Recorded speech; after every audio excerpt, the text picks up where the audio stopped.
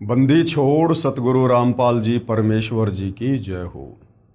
परमपिता परमात्मा सारी सृष्टि के रचनहार कुल मालिक असंख्य ब्रह्मांडों के स्वामी जगत गुरु तीनों लोकों में प्रवेश करके सबका धारण पोषण करने वाले राजाधिराज आत्माधार नाथों के नाथ देवों के देव महादेव सर्वेश्वर महेश्वर मृत्युंजय अजरो अमर आदि अनादि सनातनी प्रभु जगत पिता जगदीश्वर श्री श्री 1008 की उपाधि के वास्तविक अधिकारी अकाल मूर्त सौद स्वरूपी राम वासुदेव सर्वगतम ब्रह्म परम पूज्य प्रथम पूज्य परम संत परम पुरुष परम धनी परम दयालु सत्य कबीर हक्का कबीर अल्लाहु कबीर अल्लाहु अकबर बाखबर अल्लाह ताला जगत के तारणहार जगत के मुक्तिदाता जगत के जगन्नाथ हारे के सहारे हिंदुओं के राम मुसलमानों के अल्लाह सिखों के वाहिगुरु ईसाइयों के मसीह दया के सागर दयानिधि करुणा के सागर करुणानिधि स्वयंभू परिभू संकट मोचन कष्ट हरण मंगल करण दुख भंजन अविगत कबीर निर्विकार निर्विषम परमात्मा अलय अलेख सतगुरु आदि अनादि सतगुरु असली मर्यादा पुरुषोत्तम असली राम असली कृष्ण असली घनश्याम असली मुरारी राजाओं के राजा महाराजाओं के महाराजा शहंशाहों के शहंशाह सम्राटों के सम्राट भगवानों के भगवान अल्लाहों के अल्लाह प्रभुओं के प्रभु मसीहाओं के मसीह सच्चे वाहिगुरु बाबाओं के बाबा पीरों के पीर सेठों के सेठ जगत सेठ सावड़सा सेठ सर्वगुण संपन्न अनंत कोटि कलाओं के स्वामी अनंत कोटि ब्रह्मांडों के नायक योगियों में महायोगी ध्यानियों में महाध्यानी सिद्धों में परम सिद्ध ज्ञानियों में तत्व ज्ञानी ब्रह्म ज्ञानी महाज्ञानी परम ज्ञानी सर्वश्रेष्ठ ज्ञानी विज्ञानी युवा कबीर समर्थ कबीर असमवात अमित ओजा सच्चे रहनुमा करीम अल्लाह सुभान अल्लाह दुनिया के अंतिम पैगंबर 8 सितंबर 1951 से गांव धनाना जिला सोनीपत हरियाणा भारतवर्ष की पावन भूमि पे प्रकट रियल कल की भगवान श्री नारायण साकार हरि श्री बाबा साहेब नूर अनंत परमात्मा सच्चे दरवेश सच्चे बाखबर संत शिरोमणि सतगुरु रामपाल जी परमेश्वर जी के चरण कमल में आप और हम सभी भाई बहनों का अनंत कोटि दंडवत प्रणाम। सत्साई भाई और बहनों, बहुत बड़ी दया बहुत बड़ी मेहर पूज्य गुरुदेव भगवान की परमेश्वर रामपाल जी की, जिनके शुभ आशीर्वाद से विशेष आशीर्वाद से उन्हीं के सत्संगों का संग्रह पवित्र आध्यात्मिक पुस्तक ज्ञान गंगा के ऊपर वीडियो बनाने की श्रृंखला जारी है। इसी श्रृंखला में आज हमारा ये 29वें नंबर का वीडियो है।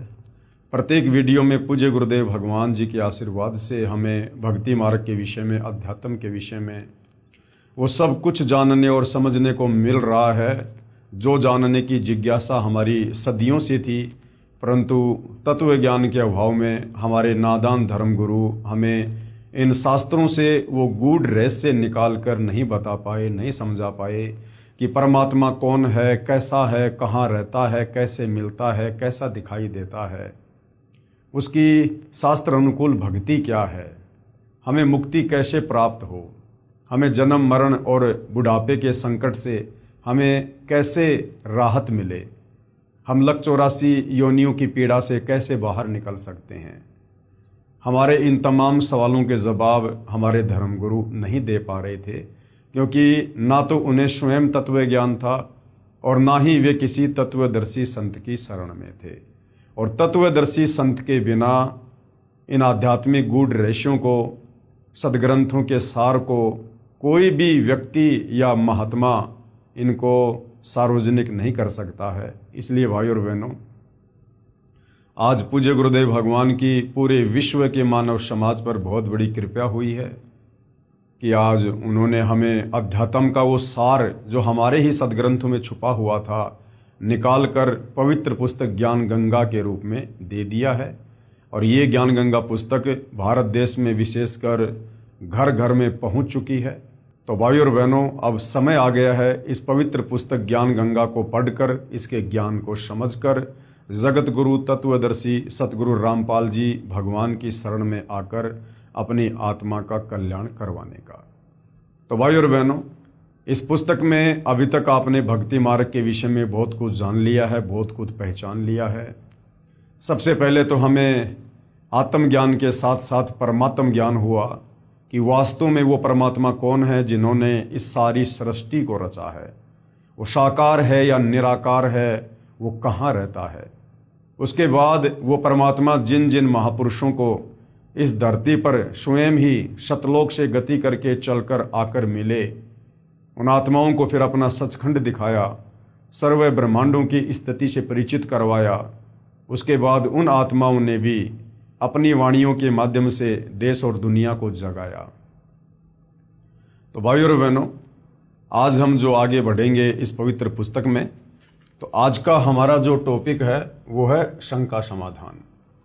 यानी इतना ज्ञान सुनने और समझने के बाद भी काल प्रेरणा से कुछ शंकाएं मन में रह जाती हैं, जिन शंकाओं का समाधान करते हुए सतगुरु रामपाल जी हमें समझाना चाह रहे हैं कि कोई शंका मन में मत रखिए। परमेश्वर जी की वाणी है कि माँ मूंडू उस संत की जिससे संसा न जाए, काल खाए थोड़े शंका सब जग खाए। वो संत ही क्या, वो महात्माएं क्या, जो अपने भगत के मन में किसी प्रकार की कोई शंका छोड़ दे।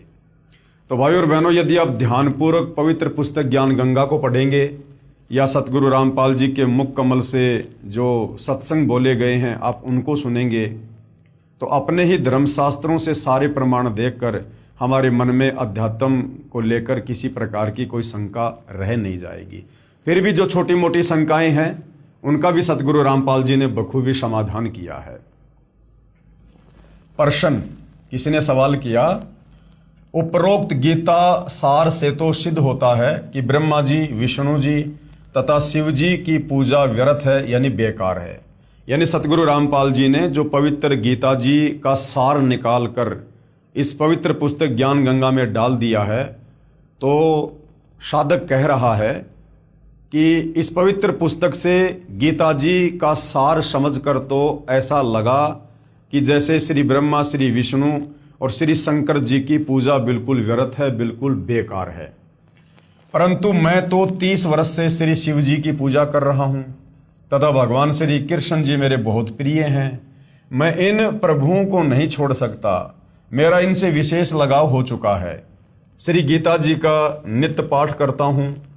हरे राम हरे कृष्ण राधे श्याम सीताराम, ओम नमः शिवाय, ओम नमो भगवते वासुदेवाय आदि नाम जाप करता हूँ। सोमवार का व्रत भी रखता हूँ, कावड़ भी लाता हूँ तथा धामों पर भी दान करने जाता हूँ, मंदिर में मूर्ति पूजा करने भी जाता हूँ, स्वर्ग प्राप्ति की इच्छा करता हूँ तथा परंपरागत पूजा के कारण एक महंत से उपदेश भी ले रखा है। तो सतगुरु रामपाल जी उस जिज्ञासु को क्या कुछ समझा रहे हैं। कृपया आप पुनः उपरोक्त गीता सार को पढ़ो। जब तक तत्व ज्ञान से पूर्ण परिचित आप नहीं होंगे तब तक ये शंका रूपी कांटा खटकता ही रहेगा। जैसे ऊपर उदाहरण है कि उल्टा लटका हुआ संसार रूपी वृक्ष है जिसकी मूल यानी जड़ तो पूर्ण परमात्मा परमेश्वर है और तीनों गुण रूपी रजगुण ब्रह्मा, सतगुण विष्णु और तमगुण शिव ये उसकी शाखाएं हैं। आपने कोई आम का पौधा लगाया है, यदि पौधे की जड़ यानी मूल की सिंचाई पूजा करोगे जिससे वृक्ष बनेगा, फिर उसकी शाखाओं को फल लगेंगे। शाखा तोड़ने को थोड़े कहा जाता है। यहाँ देखिए, सीधा बीजा हुआ भक्ति रूपी पौधा अर्थात शास्त्र विधि अनुसार साधना, जो आप जियों को पहले दिखाया गया था। तो गुरुदेव भगवान कह रहे हैं कि भाई हम ब्रह्मा विष्णु महेश की साधना छुड़वाते नहीं हैं, बल्कि और दृढ़ता से शास्त्र अनुकूल साधना आप जियों के द्वारा ब्रह्मा विष्णु महेश की करवाई जाती है। हमने भाइयों और बहनों सृष्टि रचना को समझना इसलिए बहुत ज़्यादा जरूरी है, क्योंकि सृष्टि रचना को समझे बिना हमें इस अध्यात्म को नहीं समझ सकते। तो सृष्टि रचना के माध्यम से पूज्य गुरुदेव भगवान ने हमें बताया कि ये जो संसार है, ये जो सृष्टि है, ये एक उल्टा लटका हुआ पीपल का वृक्ष समझो। ये भक्ति रूपी पौधा है, ये भक्ति रूपी पेड़ है। ठीक है, यानी ऊपर को कबीर परमेश्वर, कबीर प्रभु, कबीर परमात्मा जो सबसे ऊपर अनामी लोक में रहते हैं। उसके बाद 3 लोकों की ओर रचना की। शतलोक में परमात्मा ने सृष्टि की, जहां बैठकर परमात्मा सारे ब्रह्मांडों का पालन पोषण करते हैं। तो जो भक्ति रूपी पेड़ है उसकी जड़ है कबीर भगवान, कबीर परमात्मा। नीचे फिर अक्षर पुरुष के 7 संग ब्रह्मांड हैं, काल के 21 ब्रह्मांड हैं, काल के 3 पुत्र ब्रह्मा विष्णु महेश हैं। अब हम नादानों ने ब्रह्मा विष्णु महेश की जानकारी होने के कारण, क्योंकि हमारे नादान धर्म गुरु तत्व ज्ञान के अभाव से ब्रह्मा विष्णु महेश से ऊपर कोई भगवान सिद्ध कर ही नहीं पाए, तो आम समाज ने ब्रह्मा विष्णु महेश यानी पेड़ की शाखाओं को ही पूजना शुरू कर दिया।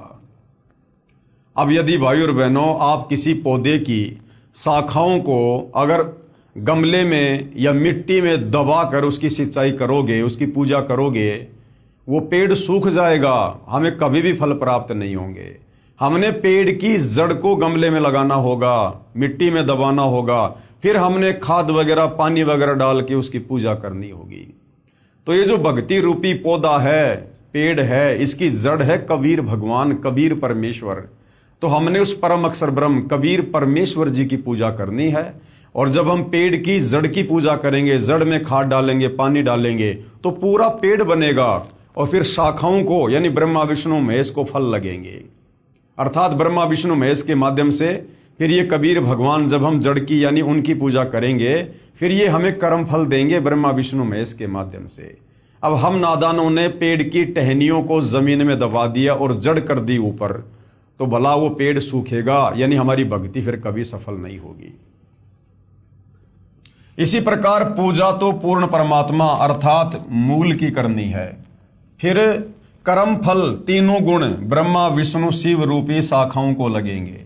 इसलिए कुछ भी नहीं छोड़ना है, केवल अपना भक्ति रूपी पौधा सीधा बीजना है। अर्थात भक्ति की विधि हमने सही करनी है, अर्थात शास्त्र विधि अनुसार साधना प्रारंभ करनी है। वर्तमान में सभी पवित्र भगत समाज शास्त्र विधि त्याग कर मनमाना आचरण कर रहा है, क्योंकि हमारे धर्म गुरु ब्रह्मा विष्णु महेश से ऊपर हमें कोई भगवान बताए ही नहीं। अर्थात भक्ति रूपी पौधा उल्टा लगा रखा है। यदि किसी ने ऐसे पौधा बीज रखा हो तो उसे मूर्ख ही कहा जाता है। यदि किसी ने टहनियों की ओर से पौधे को जमीन में दबा रखा है, गमले में डाल रखा है, तो उस व्यक्ति को मूर्ख कहा जाएगा। इसीलिए तो गीता अध्याय 7 श्लोक नंबर 12 से 15 में गीता का ज्ञान देने वाला काल ब्रह्म खुद कह रहा है कि जो प्राणी तीनों गुणों की रजगुण ब्रह्मा, सतगुण विष्णु, तमगुण शंकर की पूजा करते हैं, वो तो राक्षस स्वभाव को धारण किए हुए मनुष्यों में नीच दूषित कर्म करने वाले मूर्ख हैं। यानी पवित्र गीता जी जो हिंदुओं का सर्वश्रेष्ठ शास्त्र है, वो तीनों गुण यानी ब्रह्मा विष्णु महेश की पूजा करने के लिए मना कर रहा है। इसलिए गीता अध्याय 7 श्लोक 12 से 18 तक में तीनों गुणों रजगुण ब्रह्मा, सतगुण विष्णु, तमगुण शिव जी की पूजा तक ही सीमित बुद्धि रखने वाले, जो इनके अलावा किसी को नहीं पूजते, उनको राक्षस स्वभाव को धारण किए हुए मनुष्यों में नीच दुष्कर्म करने वाले मूर्ख कहा है, तथा कहा है कि ये मुझे भी नहीं पूजते। काल कह रहा है कि ये लोग मुझे भी नहीं पूजते। फिर ये काल, ये ब्रह्म गीता का ज्ञान देने वाला, फिर अपनी साधना को भी गीता ज्ञानदाता प्रभु ब्रह्म अर्थात क्षर पुरुष ने अति घटिया यानी अनुतमाम अर्थात व्यर्थ कहा है। फिर गीता ज्ञान देने वाला काल ब्रह्म अपनी साधना को, ओम नाम की साधना को भी, जो चारों वेदों और गीता जी में है, उसको भी अध्याय 7 श्लोक नंबर 18 में अनुतमाम यानी अश्रेष्ठ घटिया बता रहा है कि मुझ काल की ओम नाम की साधना करने से भी साधक का पूर्ण मोक्ष नहीं होगा। वो परम धाम शाश्वत स्थान सतलोक नहीं जा सकता, वो यहीं पर मेरे 21 ब्रह्मांड में जन्म और मरण के चक्कर में रहेगा। इसलिए गीता अध्याय 18 श्लोक 62, 64, 66 तथा अध्याय 15 श्लोक 1 से 4 में कहा है कि उस पूर्ण परमात्मा यानी उल्टे लटके वृक्ष की मूल की पूजा कर, उस पूर्ण परमात्मा की शरण में जा, उस कबीर भगवान की शरण में। उसकी पूजा तत्वदर्शी संत के बताए मार्ग से कर। उसकी पूजा कौन बताएगा? तत्वदर्शी संत। और गीता अध्याय 4 श्लोक 34 में तत्वदर्शी संत की तरफ संकेत किया है। उसी पूर्ण परमात्मा की यानी कबीर परमेश्वर की शास्त्र विधि अनुसार साधना करने से ही साधक परम शांति तथा सतलोक को प्राप्त होता है, अर्थात पूर्ण मोक्ष को प्राप्त करता है। गीता ज्ञान दाता प्रभु यानी क्षर पुरुष ये काल कह रहा है कि मैं भी उसी की शरण में हूं, अर्थात मेरा भी इष्ट यानी पूज्य देव वही पूर्ण परमात्मा कबीर है। मैं भी उसी की पूजा करता हूं, अन्य को भी उसी की पूजा करनी चाहिए। तो गीता ज्ञानदाता तो खुद अपने से अन्य उस पूर्ण परमेश्वर परम अक्षर ब्रह्म कबीर देव की पूजा के लिए कह रहा है। आप जी गीता का नित्य पाठ भी करते हो तथा साधना गीता जी में वर्णित विधि के विरुद्ध करते हो। जिन मंत्रों का हरे राम हरे कृष्ण राधे श्याम सीताराम ओम नमो शिवाय ओम नमो भगवते वासुदेवाय आदि आदि मंत्रों का आप जाप करते हो तथा अन्य साधनाएं जैसे व्रत करना, कावड़ लाना, तीर्थों व धामों पर दान करना तथा पूजा के लिए जाना, गंगा स्नान तथा तीर्थों पर लगने वाली परभी में स्नान पवित्र गीता जी में वर्णित न होने के कारण शास्त्र विधि त्याग कर मनमाना आचरण है। अर्थात जो जो क्रियाएं आप जी कर रहे हो ये सारी क्रियाएं पवित्र ग्रंथ गीता करने के लिए मना कर रहा है, जिसे पवित्र गीता जी अध्याय 16 श्लोक 23-24 में व्यर्थ कहा है। तो भाई और बहनों, सतगुरु रामपाल जी परमेश्वर जी ने हर प्रकार से शास्त्रों का हवाला देकर अपनी तरफ से कुछ ना कहकर आप और हमें अध्यात्म के विषय में सब कुछ समझा चुके हैं। इसके बाद भी यदि मन में कोई शंका रह जाती है तो भाई फिर तो उस प्राणी के माड़े भाग ही कहे जाएंगे। गद्दी तथा महंत परंपरा की जानकारी। अब ये गद्दी तथा महंत परंपरा ये कैसे शुरू हुई है, जिसके चक्कर में लाखों प्राणी उलझे हुए हैं। महंत व गद्दी परंपरा की जानकारी। किसी एकांत स्थान पर या शहर व किसी गांव में कोई महान आत्मा संत या भगत रहा करता था। उसके शरीर त्यागने के बाद उसकी याद बनाए रखने के लिए उनके शरीर के अंतिम संस्कार स्थल पर एक पत्थर या ईंटों की यादगार बना दी जाती है। फिर उस पवित्र आत्मा के अनुयायी या वंशज उसकी पत्थर की मूर्ति रख लेते हैं। कुछ समय उपरांत श्रद्धालु जाते हैं, कुछ धन दान करने लग जाते हैं, उसे मंदिर का रूप दे देते हैं तथा उस संत व ऋषि के वंशजों को धन उपार्जन का लालच हो जाता है। वे बहकाना प्रारंभ कर देते हैं कि जो यहाँ दर्शन करने आता है उसको पूर्ण मोक्ष प्राप्त होता है, सर्व लाभ मिलते हैं, जो इसी महापुरुष के जीवन काल में शिष्यों को मिलते थे। ये मूर्ति साक्षात उसी संत जी को ही जानो, जो यहाँ नहीं आएगा उसका मोक्ष संभव नहीं, आदि आदि। इस प्रकार से भाई और बहनों, ये जितने भी यादगारें हैं, ये पूजा स्थल हैं, धाम है, तीर्थ हैं, ये इस प्रकार से बने हैं। पहले वहां कोई साधु संत महात्मा ऋषि अपनी भक्ति किया करता था, जैसा भी उसको ज्ञान था औरों को समझाया करता था, और मरने के बाद जो भी उसने भक्ति साधना की वो लेकर अपने इष्ट धाम को चला गया। अब पीछे से उसके चेलों ने या उसके वंशजों ने उसके नाम की यादगार बना दी। धीरे धीरे एक स्ट्रक्चर खड़ा कर दिया, लोग वहां पर आने लगे, दान धर्म करने लगे, एक बड़े मंदिर का बड़ी यादगार का रूप दे दिया। फिर वहां रहने वालों को ये लालच पड़ गया कि यहाँ तो लोग आते हैं, दान धर्म करते हैं, बढ़िया उनका धंधा चल गया। इस प्रकार से भाई और बहनों, ये गद्दी परंपरा, महंत परंपरा, ये यादगारें बनी हुई हैं। वर्तमान में वहां जाने से वो साधना शास्त्रों के विरुद्ध होने के कारण साधक को वहां जाने से, दान धर्म करने से, पूजा करने से कोई आध्यात्मिक लाभ नहीं है। अब उन नादानों को कोई पूछे कि जैसे कोई वैद्य था यानी कोई डॉक्टर था, वो नाड़ी देखकर दवाई देता था, रोगी स्वस्थ हो जाता था। उस वैद्य यानी डॉक्टर की मृत्यु के बाद उसकी मूर्ति बनाकर स्थापित करके कोई लालची कहे कि ये मूर्ति उसी डॉक्टर वाला कार्य करती है, जो इसके दर्शन करने आएगा वह पूर्ण स्वस्थ हो जाएगा। या स्वयं नकली वैद्य बनकर कोई बैठ जाए कि मैं भी दवाई देता हूं, परंतु सारा उपचार औषधि के ग्रंथ के विपरीत दे रहा है, वह धोखा दे रहा है, क्योंकि केवल धन उपार्जन उसका उद्देश्य है, किसी भी संत या प्रभु की मूर्ति आदरणीय यादगार तो है, परंतु पूजनीय नहीं है। तो भाई और बहनों, आप और हमने हर प्रकार की इन भ्रमणाओं से, जो इन धन के लोभियों ने, स्वार्थियों ने अपने धार्मिक धंधे के लिए समाज में फैला रखी थी, हमने इन भ्रमणाओं से अब बाहर निकलना है और हमने शास्त्र अनुकूल साधना करके अपनी आत्मा का कल्याण करवाना है। क्योंकि स्वयं सारी सृष्टि का मालिक कबीर परमेश्वर जगत गुरु तत्वदर्शी सतगुरु रामपाल जी के रूप में धरती पर प्रकट हैं। ऐसे ही किसी संत या भगवान की मूर्ति बनाकर उसकी आड़ में कोई पुजारी व महंत कहे कि मैं भी नाम देता हूं, वह महानुभाव सर्व साधना उसी पवित्र शास्त्र के विपरीत दे रहा है जो उस महान संत ने अपने अनुभव का लिखा है। तो वह नकली संत व महंत स्वयं भी दोषी है तथा अनुयायियों का भी जीवन व्यर्थ करने का भार अपने शीश पर ले रहा है। संत तो एक समय में एक ही आता है, एक समय में पृथ्वी पर एक ही पूर्ण संत होता है।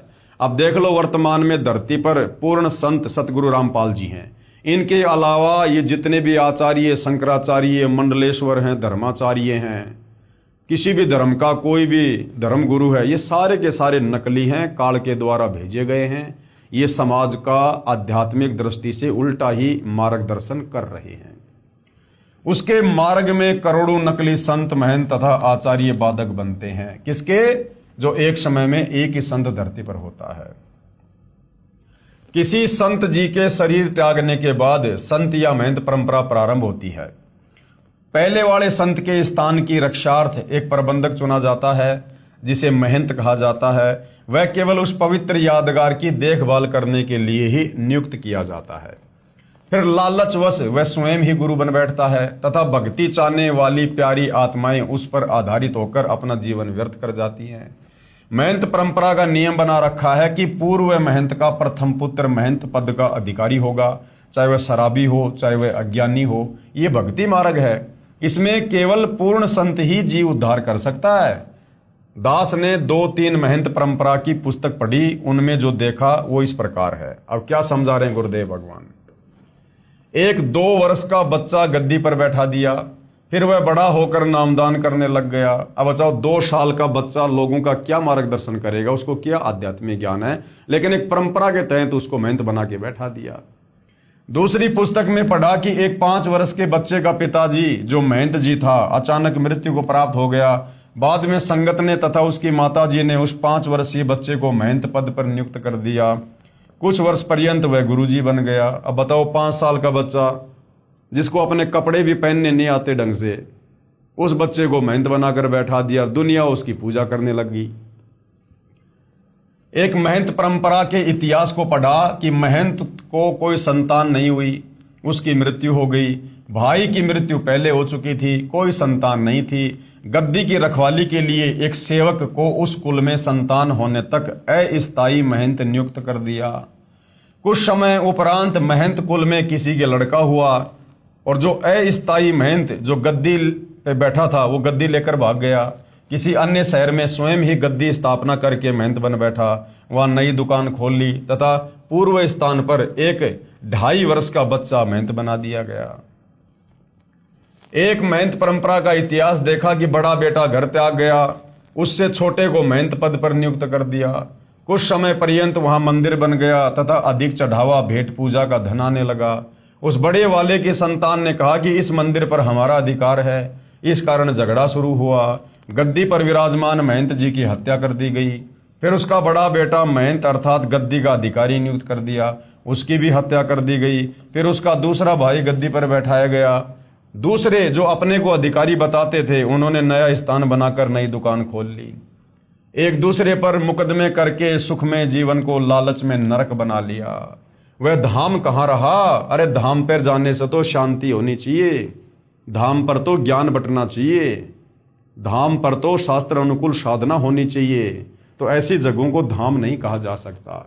वह तो कुरुक्षेत्र वाला महाभारत के युद्ध का मैदान हो गया।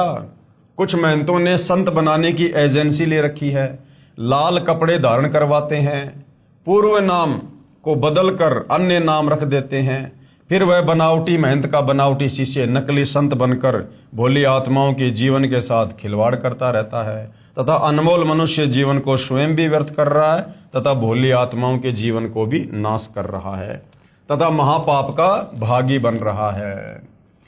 अब गुरुदेव भगवान क्या कह रहे हैं? जिस समय राजा परीक्षित जी को सर्प ने डसना था उस समय पूर्ण गुरु की आवश्यकता पड़ी। ये द्वापर युग की बात है। अब ये जगह जगह गद्दी लेकर महंत बनकर जो कथाएं करते फिरते हैं 4 रुपए के लालच में, अब गुरुदेव भगवान क्या समझा रहे हैं? द्वापर युग की ये कथा है। जिस समय राजा परीक्षित जी को सर्प ने डसना था उस समय पूर्ण गुरु की आवश्यकता पड़ी, क्योंकि पूर्ण संत बिना जीव का कल्याण असंभव है। उस समय पृथ्वी के सभी ऋषियों ने राजा परीक्षित को दीक्षा देने तथा 7 दिन श्रीमद् भागवत सुधा सागर की कथा सुनाने से मना कर दिया, क्योंकि 7वें दिन पोल खुलनी थी। इस कारण से कोई सामने नहीं आया। स्वयं श्रीमद् भागवत सुधा सागर के लेखक महर्षि वेदव्यास जी ने भी असमर्थता व्यक्त की, क्योंकि वे ऋषिजन प्रभु से डरने वाले थे, इसलिए भी राजा परीक्षित के जीवन से खिलवाड़ करना उचित नहीं समझा। राजा परीक्षित जी के कल्याण के लिए महर्षि सुखदेव जी को स्वर्ग से बुलाया गया। अब द्वापर युग के साधु संत महात्मा ऋषि कैसे होंगे? वर्तमान वालों से तो हजारों गुना बढ़िया होंगे। उनको ज्ञान भी होगा, धर्म कर्म पर भी थे, नेक नीति में भी थे, सदाचारी भी थे, और खुद श्रीमद् भागवत सुधा सागर का लेखक महर्षि वेदव्यास जी, उन्होंने भी हाथ खड़े कर दिए कि भैया मैं भी कथा करने का अधिकारी नहीं हूं। और फिर स्वर्ग से राजा परीक्षित के पुण्यों के आधार से सुखदेव ऋषि को बुलाया गया, और सुखदेव ऋषि ने यहां आकर 7 दिन राजा परीक्षित को श्रीमद् भागवत सुधा सागर की कथा सुनाई। तो विचार करो भाइयों और बहनों, जब द्वापर युग के ऋषियों ने श्रीमद् भागवत सुधा सागर की कथा करने के लिए अपने आप को योग्य नहीं बताया, अधिकारी नहीं बताया, तो ये वर्तमान वाले साधु संत महात्मा ऋषि पैसों के लोभी, इनकी कोई नियम नहीं, कोई मर्यादा नहीं, ये देके कांख में पोथी और गांव गांव जाकर ये कथा करते फिरते हैं। इनके कथाओं से किसी का क्या भला होगा, क्या मुक्ति होगी? ये विचारणीय विषय है। क्योंकि भाइयों और बहनों, धरती पर एक समय में एक ही संत होता है जो पूर्ण होता है, और वही इन ग्रंथों की कथा यानी इन ग्रंथों को समझाने का अधिकारी होता है। राजा परीक्षित जी के कल्याण के लिए महर्षि सुखदेव जी को स्वर्ग से बुलाया गया, जिसने राजा को दीक्षा दी तथा 7 दिन तक कथा सुनाकर राजा परीक्षित जी का जितना उद्धार ऋषि सुखदेव जी कर सकते थे किया। वर्तमान के गुरु संत महंत तथा आचार्य स्वयं ही भगवान के संविधान से अपरिचित हैं, इसलिए भयंकर दोष के पात्र बनकर दोषी हो रहे हैं। कहते हैं औरों पंथ बताओ ही और स्वयं न जाने राह। दूसरों को तो रास्ता दिखा रहे हैं और खुद अंधकार में बैठे हैं। अनअधिकारी कथा पाठ करे वे दीक्षा देवे बहुत करत गुना। ये तो बहुत बड़ा पाप कर रहे हैं परमात्मा के विधान को तोड़कर। वर्तमान में कथा व ग्रंथों का पाठ करने वालों व नामदान करने वालों की बाढ़ सी आई हुई है, क्योंकि सभी पवित्र धर्मों की पवित्र आत्माएं तत्व ज्ञान से अपरिचित हैं, जिस कारण नकली गुरुओं व संतों तथा महंतों का दाव लगा हुआ है। जिस समय पवित्र भगत समाज आध्यात्मिक तत्व ज्ञान से परिचित हो जाएगा, उस समय इन नकली संतों, गुरुओं व आचार्यों को छुपने का स्थान नहीं मिलेगा। पलायन करके पीछा छुड़वाना पड़ेगा। जब भगत समाज तत्व ज्ञान से परिचित हो जाएगा, जगत गुरु तत्वदर्शी सतगुरु रामपाल जी के सत्संग सुनकर, उनकी पुस्तकें पढ़कर। अब भाइयों और बहनों, जितने भी ये तीर्थ हैं, ये धाम हैं, इनकी वास्तव में शुरुआत कैसे हुई? जब तक हम परमात्मा चाहने वाली आत्माओं को इसकी जड़ का नहीं पता चलेगा, तब तक हम इन तीर्थों पर, इन धामों पर यूं ही जाकर अपना धन और अनमोल समय बर्बाद करवाते रहेंगे। पवित्र तीर्थ तथा धाम की जानकारी किसी साधक ऋषि जी ने किसी स्थान या जलाशय पर बैठकर साधना की या अपनी आध्यात्मिक शक्ति का कोई प्रदर्शन किया, वह अपनी भक्ति कमाई करके साथ ले गया यानी मरने के बाद, तथा अपने इष्ट लोक को प्राप्त हुआ। उस साधना स्थल का बाद में तीर्थ या धाम नाम पड़ गया। अब कोई उस स्थान को देखने जाए कि यहाँ कोई साधक रहा करता था उसने बहुतों का कल्याण किया। अब न तो वहां संत जी हैं जो उपदेश दे सके, वह तो अपनी कमाई करके चला गया। विचार करें, तीर्थ व धाम को हमाम दस्ता जानो। हमाम दस्ता क्या होता है? जैसे कोई भी जड़ी बूटी या सामग्री कूटने के लिए एक लोहे का एक उखड़ और मुसड़ बोलते हैं उसको हमाम दस्ता कहते हैं।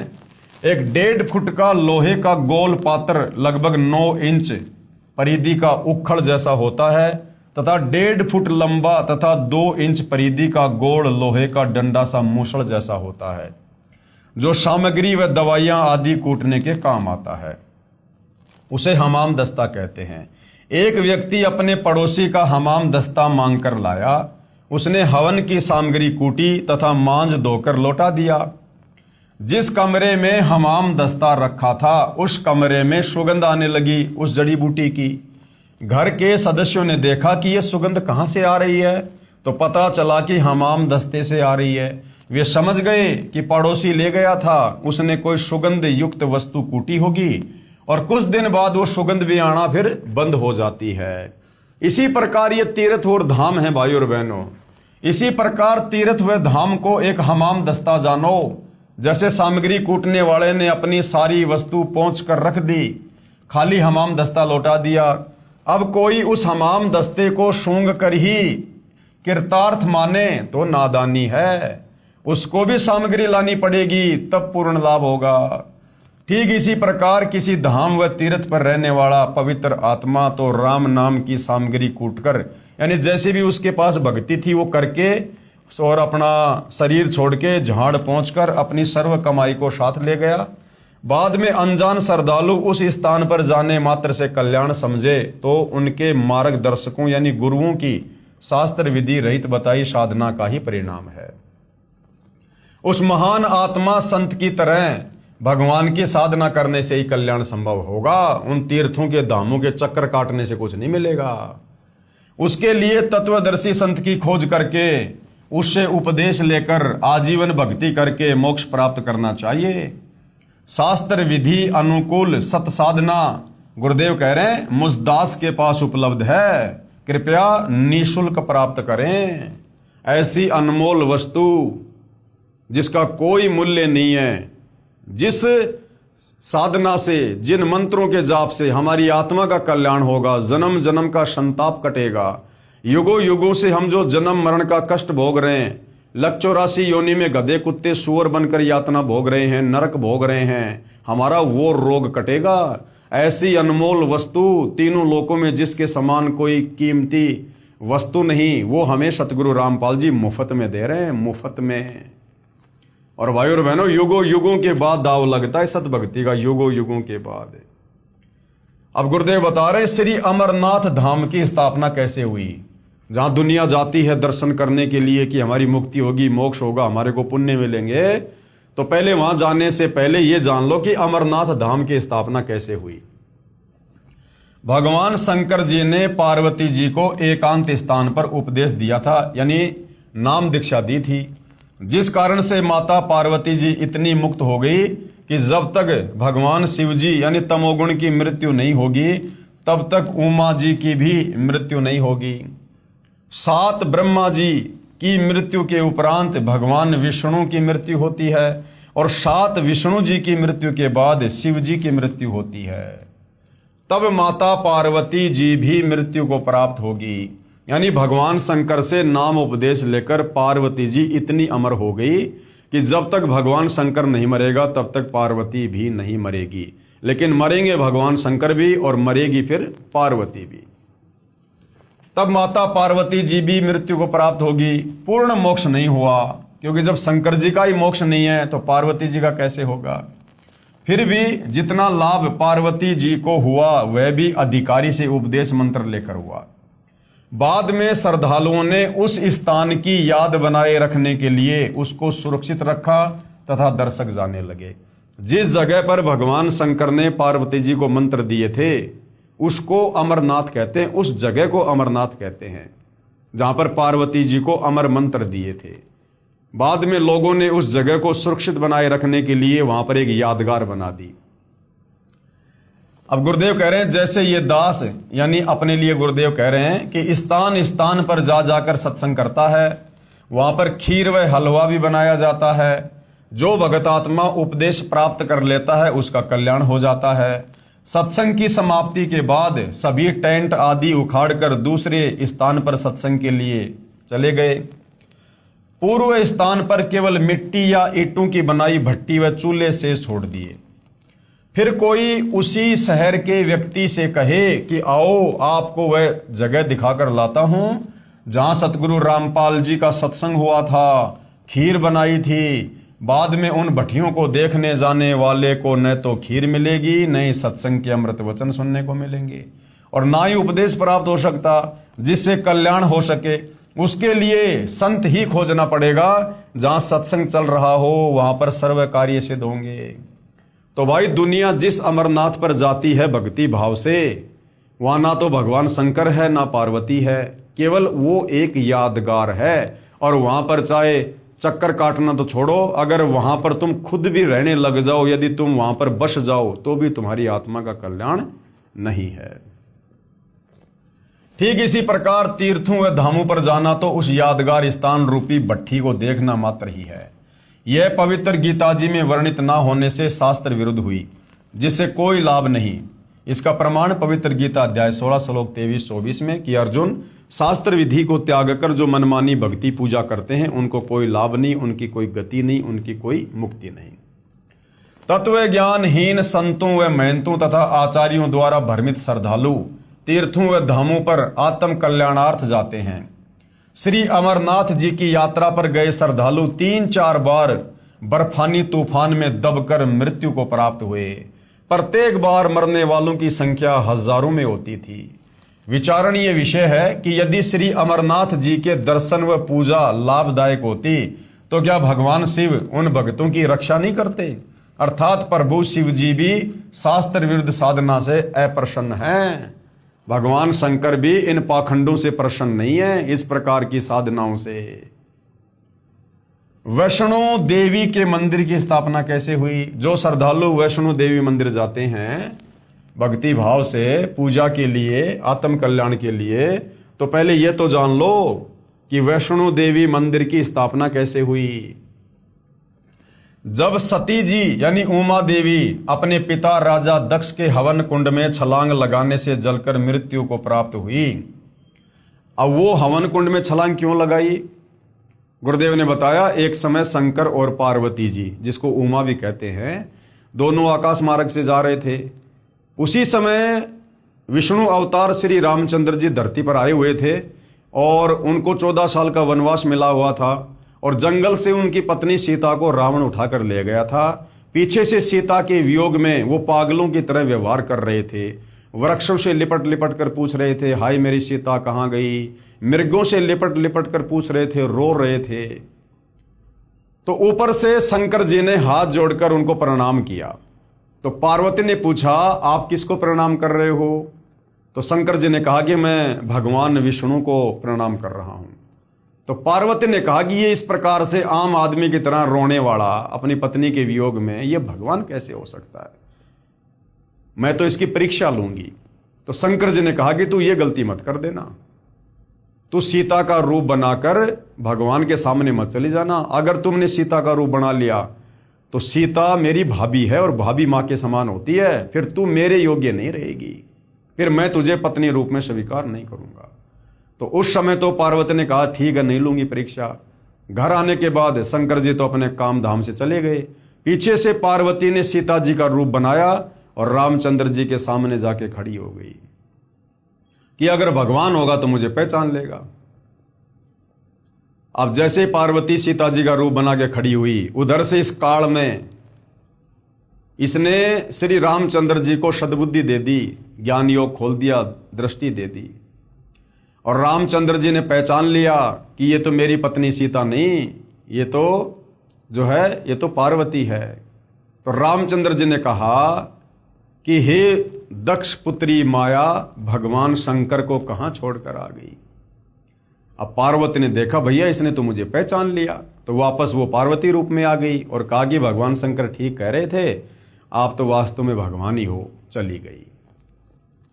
अब उधर से भाई और बहनों, श्री रामचंद्र जी को अपनी पत्नी का तो पता नहीं कि उसे कौन ले गया, और उधर से सीता रूप में पार्वती को पहचान लिया। ये काल ने तुरंत बुद्धि ऑन कर दी, क्योंकि 21 ब्रह्मांड के जितने भी प्राणी हैं, आम व्यक्ति से लेकर ब्रह्मा विष्णु महेश, उन सब की बुद्धि का रिमोट इस काल बलि के हाथ में है। तो पार्वती अपने घर चली गई, शाम को शंकर जी आ गए। उधर से काल ने शंकर जी को प्रेरणा कर दी, दिव्य दृष्टि दे दी, और शंकर जी ने देखा भैया ये तो काम खराब करके आ गई, इसने तो मेरी माता जी का रूप धारण कर लिया, अब ये पत्नी रूप में स्वीकार्य नहीं है। घर आकर शंकर जी ने पार्वती से पूछा, आप परीक्षा लेने गई थी? तो पार्वती जी ने साफ साफ मना कर दिया, झूठ बोल दिया अपने पति से कि मैं नहीं गई थी। शंकर जी ने थोड़ा सा गुस्से में आकर पूछा, तो पार्वती ने हाँ कर दी कि हाँ मैं गई थी। उसी दिन से शंकर जी ने पार्वती से नाराज होकर पति पत्नी व्यवहार करना बंद कर दिया। और जब वर्षों का समय बीत गया तो पार्वती ने सोचा कि अब ये टस से मस होने वाले नहीं हैं, तो वो अपने पिता राजा दक्ष के घर पर चली गई कि कुछ दिन मैं अपने पीहर रह के आऊँगी, अपने माता पिता के पास रहकर आऊँगी, तब तक हो सकता है ये नॉर्मल हो जाएं, बात को भूल जाएं। इस दृष्टिकोण से पार्वती यानी उमा अपने पिता राजा दक्ष के घर पर चली गई।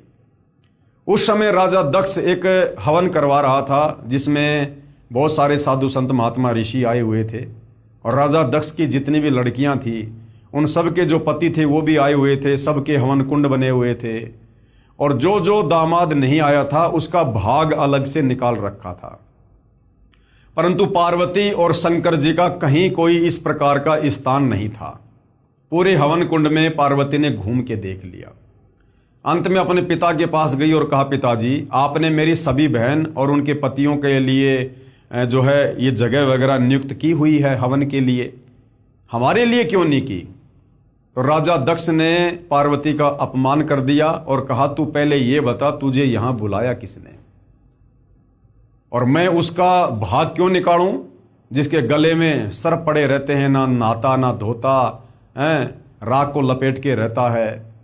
क्योंकि भाई और बहनों, पार्वती जी ने अपने पिता राजा दक्ष के मना करने पर भगवान शंकर से लव मैरिज की थी, जिस कारण से राजा दक्ष उससे नाराज था।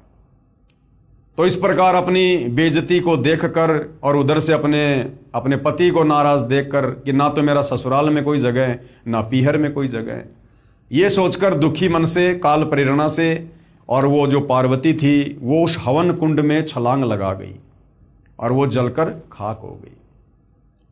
तो जब सती जी यानी उमा देवी अपने पिता राजा दक्ष के हवन कुंड में छलांग लगाने से जलकर मृत्यु को प्राप्त हुई, तब भगवान शिव जी उसकी अस्थियों के कंकाल को मोहवश सती जी यानी पार्वती जी जानकर 10,000 साल तक कंधे पर लिए पागलों की तरह घूमते रहे। अब देखिए भाई और बहनों, 21 ब्रह्मांड में सारे के सारे प्राणी मोह ममता में बंधे हुए हैं, तीनों गुणों में बंधे हुए हैं। ये तीनों देवता एक एक गुण हैं जो हम इंसानों को बांध के रखते हैं, और ये खुद भी इन्हीं तीनों गुणों में बंधे हुए हैं। 10,000 साल तक उस जली हुई पार्वती की अस्थियों को अपनी पत्नी मानकर अपने सीने से लगाकर पागलों की तरह रोते हुए घूम रहे हैं भगवान शंकर।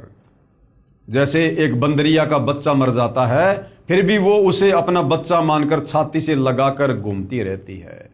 तो भाई और बहनों, चाहे ब्रह्मा विष्णु महेश हो, चाहे आप और हम इंसान हो, चाहे ये 184 योनियों के जीव हो, हम सब के सब जीव संज्ञा में हैं, जीव संज्ञा में। इसीलिए सतगुरु रामपाल जी का नारा है कि जीव हमारी जाति है, मानव धर्म हमारा, हिंदू मुस्लिम सिख ईसाई धर्म नहीं कोई न्यारा। तो इस तत्व ज्ञान से पता चलता है कि ब्रह्मा विष्णु महेश भी जीव संज्ञा में हैं और ये भी तीनों गुणों के प्रभाव से प्रभावित है। उसके बाद भगवान विष्णु जी ने सुदर्शन चक्र से सती जी के कंकाल को छिन्न भिन्न कर दिया। अब भगवान विष्णु जी के रूप में स्वयं कबीर परमात्मा जी ने ये लीला की।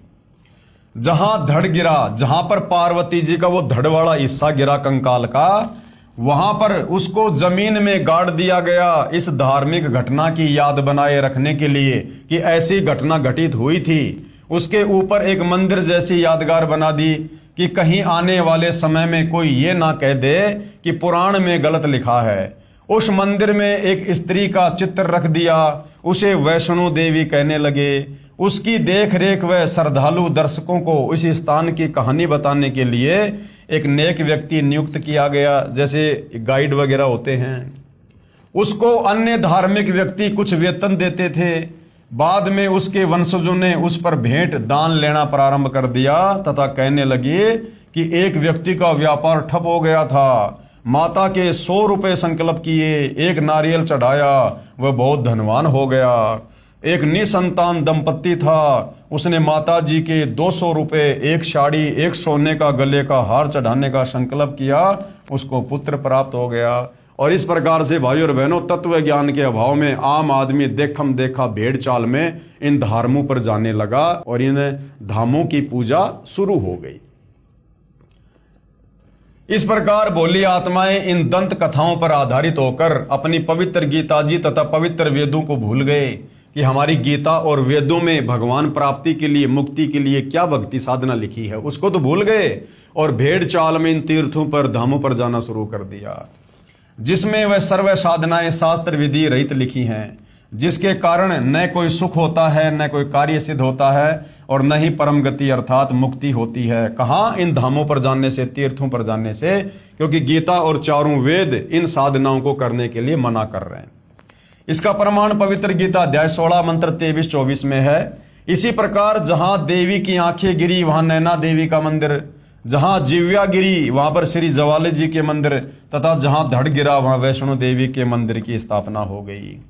तो भाइयों और बहनों, इस प्रकार से इन धामों की शुरुआत हुई है जिनको आज दुनिया पूजने के लिए जाती है, जबकि ये तमाम साधनाएं हमारे धर्मशास्त्रों के विरुद्ध होने के कारण, पवित्र गीता और पवित्र चारों वेदों के विपरीत होने के कारण इसको मनमाने आचरण की संज्ञा दी गई है। अध्याय 16 श्लोक 23-24 कि अर्जुन, जो व्यक्ति शास्त्र विधि को त्याग कर मनमाना आचरण करते हैं, मनमानी पूजा पाठ करते हैं, मनमाने मंत्रों का जाप करते हैं जो गीता और वेदों में नहीं है, उनकी ना तो मुक्ति होगी मरने के बाद में, अर्थात वो कभी भूत बनेंगे, कभी पिशाच बनेंगे, कभी वो पितर बनेंगे, नरक में जाएंगे, लक 84 में जाएंगे, ना उनका कोई कार्य सिद्ध हो सकता और ना उनकी गति हो सकती। इसलिए गीता अध्याय 16 श्लोक 24 में फिर कहा कि अर्जुन, कौन से भक्ति कर्म करने चाहिए, कौन से भक्ति कर्म नहीं करने चाहिए, इसके लिए शास्त्र ही प्रमाण है। अन्य किसी की दंत कथा पर, लोक वेद पर, सुनी सुनाई बातों पर यकीन करके भक्ति मार्ग को मत अपना लेना। तो भाइयों और बहनों, हर प्रकार से सतगुरु रामपाल जी परमात्मा चाहने वाली आत्माओं का समाधान कर रहे हैं। यानी यदि हमने इस अनमोल मनुष्य जन्म से परमात्मा की प्राप्ति करनी है, ये अनमोल मनुष्य जन्म हमें केवल परमात्मा प्राप्ति के लिए ही मिलता है, क्योंकि लक 84 योनियां भोगने के बाद एक मनुष्य जन्म हमें परमात्मा देता है। इसलिए कहते हैं कि मानव जन्म दुर्लभ है, ये मिले न बारंबार, और जैसे पेड़ से पत्ता टूट जाए फिर वापस नहीं लगता डार। तो क्या करना चाहिए इस मनुष्य जन्म से? मानव जन्म पाए कर जो नहीं रटे हरि नाम। हरि नाम का मतलब है परमात्मा की सत भक्ति, शास्त्र अनुकूल साधना, तत्वदर्शी संत से उपदेश लेकर, कि मानव जन्म पाए के, मानव जन्म में स्त्री और पुरुष दोनों आ जाते हैं। मनुष्य जन्म पाए कर जो नहीं रटे हरि नाम। भाई जैसे कुआं जल बिना फिर बनवाया क्या काम। अगर इस मनुष्य जन्म को प्राप्त करके तत्वदर्शी संत की शरण में आकर शास्त्र अनुकूल भक्ति नहीं की तो ऐसा है जैसे आपने कुआं बनाया और कुएं में जल है नहीं, लेकिन कुएं के ऊपर आप जी बढ़िया बढ़िया चित्रकारी कर रहे हो, तो क्या फायदा उस कुएं के ऊपर वो चित्रकारी करने का जब उसमें जल ही नहीं है, वो इच्छित वस्तु ही नहीं है। तो भाइयों और बहनों, बड़ी मुश्किल से परमेश्वर ने हमें ये मनुष्य जन्म बख्शा है। इस मनुष्य जन्म में हम हर प्रकार से अन्य योनियों से श्रेष्ठ बुद्धि रखते हैं। लक 84 योनियों में गधे, कुत्ते, सुअर, बैल, मक्खी, मच्छर, हाथी, भेड़िया, सिंह, इनको वो बुद्धि नहीं है। इनको आत्मचिंतन की, मंथन की, एक दूसरे से सलाह मशवरा करने की वो सद्बुद्धि प्राप्त नहीं है जो हम मनुष्यों को है। हमें परमेश्वर ने इनसे विशेष बुद्धि दी है, विशेष हमारे को शरीर दिया है। हम काम धंधा करके, मेहनत मजदूरी करके हम खा सकते हैं, कमा सकते हैं। हम सभ्य समाज में सभ्य तरीके से रह सकते हैं। पशु एक दूसरे को छीनकर मारकर खाते हैं, लेकिन हम मनुष्य हैं, हमें परमेश्वर ने विशेष बुद्धि दी है। हम काम धंधा करके नेक नीति ईमानदारी से जीते हैं और दूसरों को भी जीने देते हैं। यदि हम वही पशु वाले कार्य करते करते मर गए तो फिर हमने क्या किया इस मनुष्य जन्म को प्राप्त करके? अरे बिना सत भक्ति के, बिना तत्वदर्शी संत की शरण के जो कार्य हम मनुष्य कर रहे हैं वो सारे के सारे कार्य पशु और पक्षी भी कर रहे हैं। जन्म लेकर जैसे वो भी बच्चे पैदा करते हैं, आप और हम शादियां करके बच्चे पैदा कर लेते हैं। वो पशु पक्षी बिना किसी गोत्र के, बिना किसी धर्म के, बिना किसी जाति के आपस में शादियां कर लेते हैं। हम अपने ये कर्म फोड़ने के लिए गोत्र में, धर्म में, जातियों में उलझ गए काल प्रेरणा से। वो पशु पक्षी खुले में सहवास करते हैं, संभोग करते हैं, क्योंकि उनको वो विशेष बुद्धि नहीं है, उनको कोई शर्मा शर्मी नहीं है। हमें परमेश्वर ने बुद्धि दी, इसलिए हम चार दीवारी के अंदर संभोग कर लेते हैं, शारीरिक संबंध बना लेते हैं। वो पशु पक्षी निवस्त्र होकर घूम लेते हैं। हम 100, 200, 250, 500 रुपए के कपड़े पहनकर अपने शरीर को ढक लेते हैं। वो पशु पक्षी वो कच्चा भोजन खा लेते हैं, हम थोड़ा चूल्हे पर पका के खा लेते हैं। वो पशु पक्षी जमीन में पड़ा हुआ खा लेते हैं, हम 100-50 रुपए की थाल में डाल के खा लेते हैं। बच्चे पैदा वो पशु पक्षी भी करते हैं, बच्चे पैदा हम भी करते हैं। अपने बच्चों का पालन पोषण, लाड़ प्यार वो पशु पक्षी भी करते हैं। वो लाड़ प्यार पालन पोषण आप और हम भी करते हैं। और अंत में वो भी मर जाते हैं और अंत में हम भी मर जाते हैं। तो बताओ भाई और बहनों, यदि ये अनमोल मनुष्य जन्म प्राप्त करके, यदि हमने तत्वदर्शी संत की खोज करके, शास्त्र अनुकूल सत भक्ति करके अपनी आत्मा का कल्याण नहीं करवाया, तो उन गधे, कुत्ते, सुअर में, बैल में, गाय में और हम इंसानों की उन क्रियाओं में भला क्या अंतर है? इसलिए परमात्मा कहते हैं कि भक्ति बिना नर और खर एक है। नर यानी इंसान और खर यानी गधा। जो व्यक्ति मनुष्य जन्म प्राप्त करके तत्वदर्शी संत की शरण में आकर शास्त्र अनुकूल भक्ति शुरू नहीं करता है, कबीर परमात्मा ने उस व्यक्ति में, चाहे वो व्यक्ति देश का राजा क्यों ना हो, उस व्यक्ति में और गधे में कोई अंतर नहीं बताया। भक्ति बिना नर और खर यानी गधा एक है। जिन हरिपद नहीं जानिया, जिसको परमात्मा की जानकारी नहीं, जिसके पास सत भक्ति नहीं। भक्ति बिना नर और खर एक है, जिन हरिपद नहीं जानिया। और पूर्ण ब्रह्म की परख नहीं रे, पूज मरे पाषाणा। उस पूर्ण परमात्मा की तो पहचान नहीं कि वो परमात्मा कौन है जिसकी भक्ति करनी चाहिए। और मंदिरों में, मस्जिदों में, चर्चों में, गुरुद्वारों में, धामों पर, तीर्थों पर ये पत्थर पूजते फिरते हैं, जो गीता अध्याय 16 श्लोक 23-24 के अनुसार शास्त्र विधि को त्याग कर मनमाना आचरण है। तो भाई और बहनों, बड़े सौभाग्य से अनंत युगों के बाद आप और हमारा बिल्ली के भाग का छीका टूटा है। ये तत्वदर्शी संत धरती पर सदा नहीं रहते हैं, और एक समय में धरती पर एक ही संत होता है, पूर्ण संत, जिसकी पहचान गीता अध्याय 15 श्लोक 1 से 4 में बताई गई है कि जो संत उल्टे लटके हुए भक्ति रूपी वृक्ष के प्रत्येक विभाग को बता दे कि मूल परमात्मा कौन है, ये ब्रह्मा विष्णु महेश कौन है, अक्षर पुरुष कौन है, मुक्ति कैसे होगी, शास्त्र अनुकूल साधना क्या है, वो गीता अध्याय 17 श्लोक 23 में जो 3 मंत्र हैं, ओम तत् सत, तो तत् और सत का क्या मतलब है, उसके पीछे कौन से मंत्र छुपे हुए हैं। कहते हैं वो पूर्ण संत होगा, वो तत्वदर्शी संत होगा। तो भाई और बहनों, पूरा सतयुग बीत गया, पूरा त्रेता युग बीत गया, पूरा द्वापर बीत गया, और 5000 साल से ज्यादा कलयुग बीत गया। आज तक वेदों और गीता में वर्णित उस उल्टे लटके संसार रूपी वृक्ष की जो व्याख्या सतगुरु रामपाल जी ने सचित्र समझाई है, आज तक किसी धर्म गुरु ने, धर्माचार्य ने नहीं समझाई है। तो भाई और बहनों, लगभग 39 लाख वर्ष के बाद, क्योंकि सतयुग, त्रेता, द्वापर, कलयुग, ये 4 युग हैं, इन चारों युगों का कुल समय होता है 43,20,000 वर्ष। तो कलयुग अभी 4 लाख कुछ वर्ष बाकी है। तो लगभग 48-39 लाख वर्ष के बाद आप और हमें आज इस कलयुग की बिचली पीढ़ी में तत्वदर्शी संत के दर्शन सुलभ हुए हैं। और ये तत्वदर्शी संत खोजने से नहीं मिलता है। सतयुग से साधु संत महात्मा ऋषि लग रहे खोजने के लिए।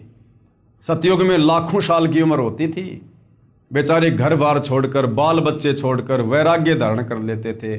जंगल में, गुफाओं में, कंदराओं में अपने शरीर को गला दिया, भूखे प्यासे रहकर।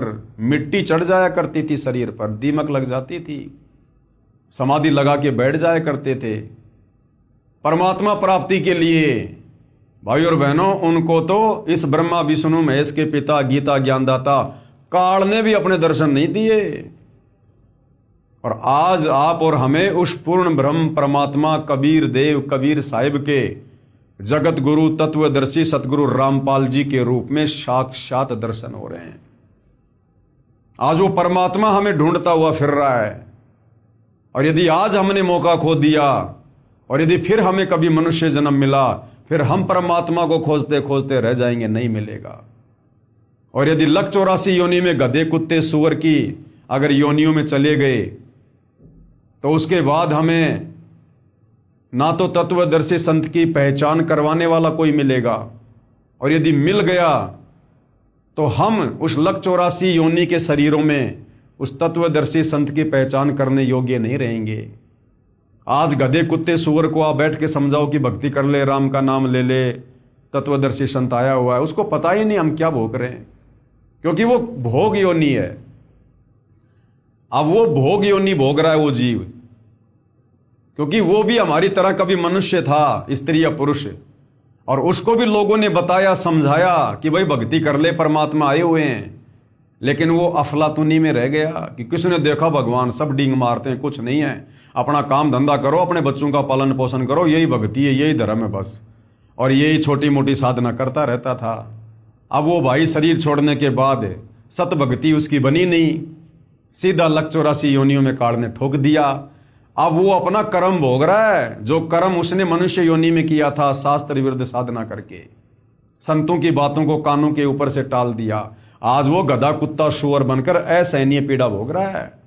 जो सुबह उठते जूस पीता था, चाय पीता था, दिन में 3 बार बढ़िया बढ़िया भोजन खाया करता था, महंगे महंगे कपड़े पहनता था, नौकरी करता था, गाड़ियों में घूमता था, आज वो गधा बन के नंगा होके घूम रहा है। और गधे को उसका मालिक कभी घर पे खाना नहीं देता, सारा दिन उससे कमर तोड़ काम लेता है, और शाम के समय कान पकड़ के उसको कुर्डियों में छोड़ देता है। जितना पेट भर सकता है वो गधा घूम घूम के भरता है। और गधे की कमर पे जख्म हो जाता है, वो मिट्टी या ईंटों का बोरा बार बार उसकी रगड़ लगने से उसकी कमर छुल जाती है, उस कमर पर घाव हो जाता है। और जब वो चरने जाता है तब वो कौवा बैठकर उसकी कमर पर चोंच से घाव को नोचता है। वो असहनीय पीड़ा भोग रहा है, लेकिन पेट भी भरना जरूरी, खाना भी खाना जरूरी। तो भाई और बहनों, फिर आप और हमारी ये हालत हो जाएगी। फिर बैल बनेंगे, ऊंट बनेंगे, फिर किसान हमारे नाक को फोड़ेगा, नाक को फोड़ के उसमें रस्सा डालेगा, और उसके संकेतों के अनुसार नहीं चलेंगे तो रस्से को खींच खींच के नाक का हाल बेहाल कर देगा। पीड़ा उस प्राणी को भी उतनी होती है जितनी आप और हमें होती है मनुष्य शरीर में। आज यदि हमारे नाक का बाल भी उखाड़ लें तो कितनी पीड़ा होती है, तुरंत आंखों में आंसू आता है। अब सोचिए उस बैल की क्या हाल होगी, उस ऊंट की क्या दशा होगी, जिसकी नकेल खींच खींच के, नाक का रस्सा खींच खींच के उसके मालिक ने। और कई बार क्या होता है, उस ऊंट के नाक में कीड़े पड़ जाते हैं, जख्म हो जाता है बार बार रस्सी खींचने से, कीड़े चलते हैं उसमें। हमने खूब देखे गांव में जब छोटे छोटे थे। तो भाई और बहनों, ये दुर्दशा आप और हमारी अनंत युगों से हो रही है। ये एक बार या 2 बार नहीं है। कि हम तो खाली एक बार ही लक 84 का चक्कर काटेंगे बस। अरे एक बार भी कितना भयंकर है। एक कुत्ते का जीवन देख लो भाई और बहनों, 10-15 साल की उम्र होती है, उस कुत्ते का जीवन देख लो, सुबह से लेकर शाम तक पूरी रात वो भौंकेगा क्योंकि उसकी आदत गंदी, भौंकने से उसको भूख लगेगी। सुबह क्या करेगा, किसी के घर पर जाएगा, अब उसको कौन खिलाएगा भाई, कौन खिलाएगा उसको। उसका भाग्य किसी ने टूक डाल दिया तो, नहीं तो उसके लठ पड़ेंगे, जूत पड़ेंगे उसके। भूखा मर रहा है, क्या करेगा, घर घर दौड़ेगा, ना जाने कितने घरों में जाएगा एक टूक के लिए। किसी भगवान ने टूक डाल भी दिया, मिट्टी में डालेगा। अब एक टूक से कुत्ते का पेट भरेगा क्या। जो कुत्ता इंसान से ज्यादा भोजन खाता है, एक टूक से उसकी भूख और ज्यादा बढ़ जाती है, साथ में मिट्टी खाएगा। जबरदस्ती किसी की रसोई में घुसने का प्रयास करेगा, घरवाला लठ मारेगा, फिर प्यों प्यों करता हुआ दौड़ेगा। 10-15 घरों में घूम के आएगा, फिर भी पेट नहीं भरेगा। फिर कहां जाएगा, सुबह सुबह लोग जो खेतों में लैट्रिन करने जाते हैं, फिर वहां पर जाकर लैट्रिन खाएगा। 2 कुत्तों में लड़ाई हो जाती है, एक दूसरे की गर्दन फाड़ देते हैं। बरसात का मौसम है, चौमासा, उसमें कीड़े पड़ जाते हैं, कौन इलाज कराएगा भाई साहब का। भक्ति की नहीं, अब वो कर्मदंड भोग रहा है। कीड़े पड़ गए, जख्म हो गया, ना ढंग से खाया जा रहा, ना बैठा जा रहा, ना सोया जा रहा है, गर्दन हिला हिला के कभी किसी पानी में जाएगा, कभी कहां जाएगा। लेकिन वो कर्म तो भाई भोगना पड़ेगा। परमात्मा कहते हैं, तुमने उस दरगाह का महल नहीं देखा, धर्मराज के तिल तिल का लेखा। जैसे कर्म मनुष्य योनि में किए थे भक्ति ना करके, अब वो कर्म भोग रहा है। खुजली हो जाती है, खुजली, पूरा शरीर छुल जाता है, बाल उड़ जाते हैं। और ऐसे कुत्ते को तो कोई अपने आसपास भी नहीं फटकने देता, लगाएगा बीमारी, लठ मारते हैं दूर से। वो जाता है भोजन के लिए और लोग दूर से उसको पत्थर मारते हैं, लठ मारते हैं। कभी एक्सीडेंट में कोई गाड़ी वगैरह, कोई मोटरसाइकिल का पहिया उसके पैर पे चढ़ जाता है, क्योंकि अहंकारी जीव है, तभी तो वो कुत्ता बना। मनुष्य जन्म में अहंकारी था, तभी तो उसको कुत्ते की योनि मिली। और कुत्ते क्या करते हैं, रोड पर बैठेंगे बीच में और गाड़ी बिल्कुल नजदीक आने वाली होगी तब जरा सा हटेंगे। तो कई बार क्या होता है, गाड़ी का पहिया उसके ऊपर ही चढ़ जाता है और पैर टूट गया, कमर टूट गई, घिसट घिसट के चलेगा, घिसट घिसट के। ऐसी दुर्गति से एक कुत्ते का जीवन। और ऐसे ऐसे करोड़ों जन्म लगातार भी हमें कुत्ते के मिल जाते हैं। मनुष्य जन्म में जो बीज हमने बोए होते हैं कुकर्मों के, शास्त्र विरुद्ध साधना के, जरूरी नहीं है कि एक बार लक 84 योनि भोगने के बाद हमें जो मनुष्य जन्म मिलता है वो खाली एक एक शरीर धारण करके मिलता है। नहीं, अगर एक बार आप जी कुत्ते की योनि में चले गए तो जरूरी नहीं है कि एक बार कुत्ते की योनि भोगने से पीछा छूट जाएगा। नहीं, वो एक कुत्ते की योनि हमें लाखों करोड़ों बार भी भोगनी पड़ सकती है लगातार। और करोड़ों बार जब एक ही कुत्ते की योनि भोग लेंगे, इतने कष्ट भोग लेंगे, उसके बाद फिर दूसरी योनि में डालेगा काल। जिस प्रकार हमने जैन धर्म के 24वें तीर्थकर महावीर स्वामी का जीवन पढ़ा, 20 करोड़ बार बिल्ली, 20 करोड़ बार कुत्ता, फलाना दिखना लगातार। क्योंकि परमात्मा का विधान है, शराब पीवे कड़वा पानी, 70 जन्म कुत्ते के जानी। जो व्यक्ति एक बार शराब पीता है, एक घूंट यानी एक कप जो शराब पीता है, उसका क्या फल है, 70 बार लगातार उसको कुत्ते के जन्म मिलेंगे। तो सोचिए पूरे जीवन में वो व्यक्ति कितनी शराब पिएगा। अब उस हिसाब से लगा लो भाई और बहनों, एक दिन शराब पीने से 70 जन्म कुत्ते के। और उस व्यक्ति की 100 साल की उम्र है और 100 साल में यदि उसने 60 साल दारू पी है रोजाना, तो भाई और बहनों आइडिया लगा लो, लाखों जन्म कुत्ते के भोगने पड़ेंगे, लाखों जन्म लगातार। तो इस प्रकार से ये काल हमारी दुर्गति करता है। फिर गधे की योनि में डाल देगा। और फिर हमने इतने कुकर्म किए होते हैं मनुष्य योनि में, पर दोबारा स्त्री का खोला है, 70 जन्म अंधा हो डोल है।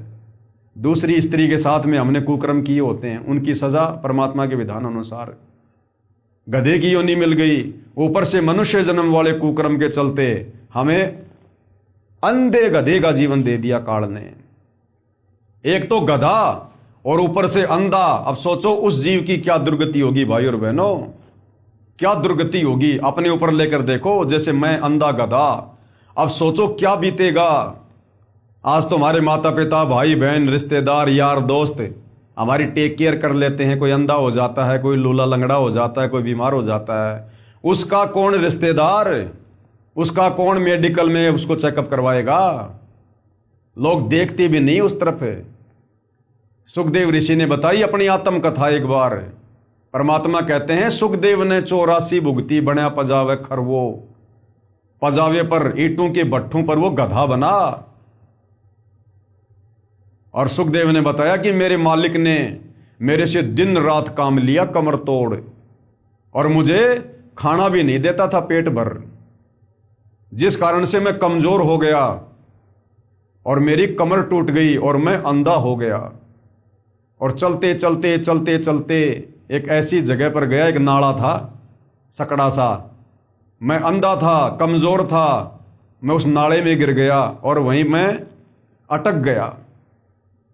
अब लोगों को पता कि गधा नाले में अटका हुआ है, लेकिन लोगों ने मुझे बाहर निकालने के बजाय मेरे ऊपर पैर रखकर नाला पार करना शुरू कर दिया।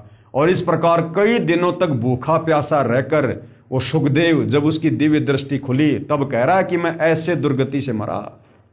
सुखदेव जैसा ऋषि, वेद व्यास का बेटा, जिसने राजा परीक्षित को स्वर्ग से आकर 7 दिन तक भागवत की कथा सुनाई थी, उस सुखदेव ऋषि का जीव भी ऐसी यातना भोगने पर विवश हुआ, तत्वदर्शी संत के अभाव में, शास्त्र विरुद्ध साधना को करने के चलते।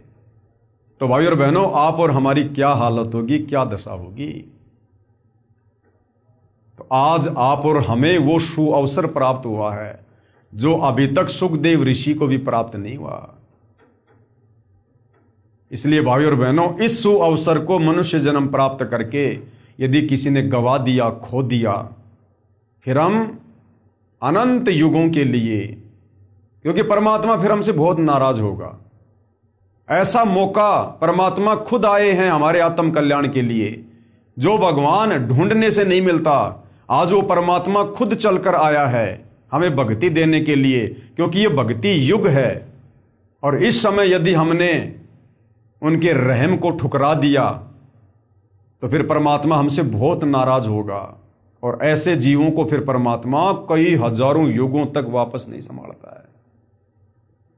तो भाई और बहनों, ये ऐसा शास्त्र प्रमाणित ज्ञान है कि आज तक हमारे धर्म के चारों शंकराचार्यों ने दिया। अरे वो शंकराचार्य तो संस्कृत के प्रकांड ज्ञाता हैं, फिर भी आप उनका एक भी सत्संग दिखा दीजिए जिसमें ऐसा निर्णायक ज्ञान जो सतगुरु रामपाल जी परमेश्वर जी ने दिया है। यदि हमारे शंकराचार्यों ने दिया हो तो बता दो। यदि गीता अध्याय 15 श्लोक नंबर 1 से 4 के अनुसार उल्टे लटके हुए संसार रूपी पेड़ की व्याख्या यदि चारों शंकराचार्य ने की हो तो बता दो। गीता अध्याय 4 श्लोक 34 के अनुसार यदि वो तत्वदर्शी संत चारों शंकराचार्यों में से कोई हो तो बता दो। उन चारों शंकराचार्यों को तो चारों वेदों का भी ज्ञान नहीं। शंकराचार्यों की 4 पीठ हैं भारत देश के चारों कोणों में, और एक एक वेद को लेकर बैठे हैं, एक एक वेद को।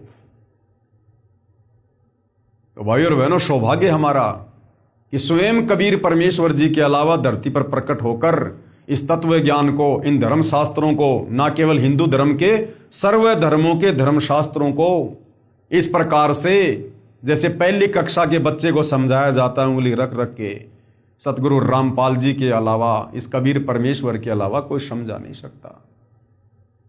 तो भाई और बहनों, ऐसा रहम हुआ है पूज्य गुरुदेव भगवान का, परमेश्वर का, विशेष रजा, विशेष दया। लोग कहते हैं भगवान निराकार, भगवान निराकार। अरे भगवान साकार, चारों वेद चिल्ला रहे, गीता जी गवाही दे रही, बाइबल गवाही दे रही, कुरान शरीफ गवाही दे रही, गुरु ग्रंथ साहिब चिल्ला रहा कि परमात्मा साकार है, दिखाई देता है, धरती पर आता है, मनुष्य के जैसा है, उसी ने हमें पैदा किया है, अपने रूप में पैदा किया है। और फिर भी ये शास्त्रों को पढ़ने वाले नहीं समझ पाए और परमात्मा को निराकार निराकार कह के आप और हमें शास्त्र विरुद्ध साधना पर लगा दिया।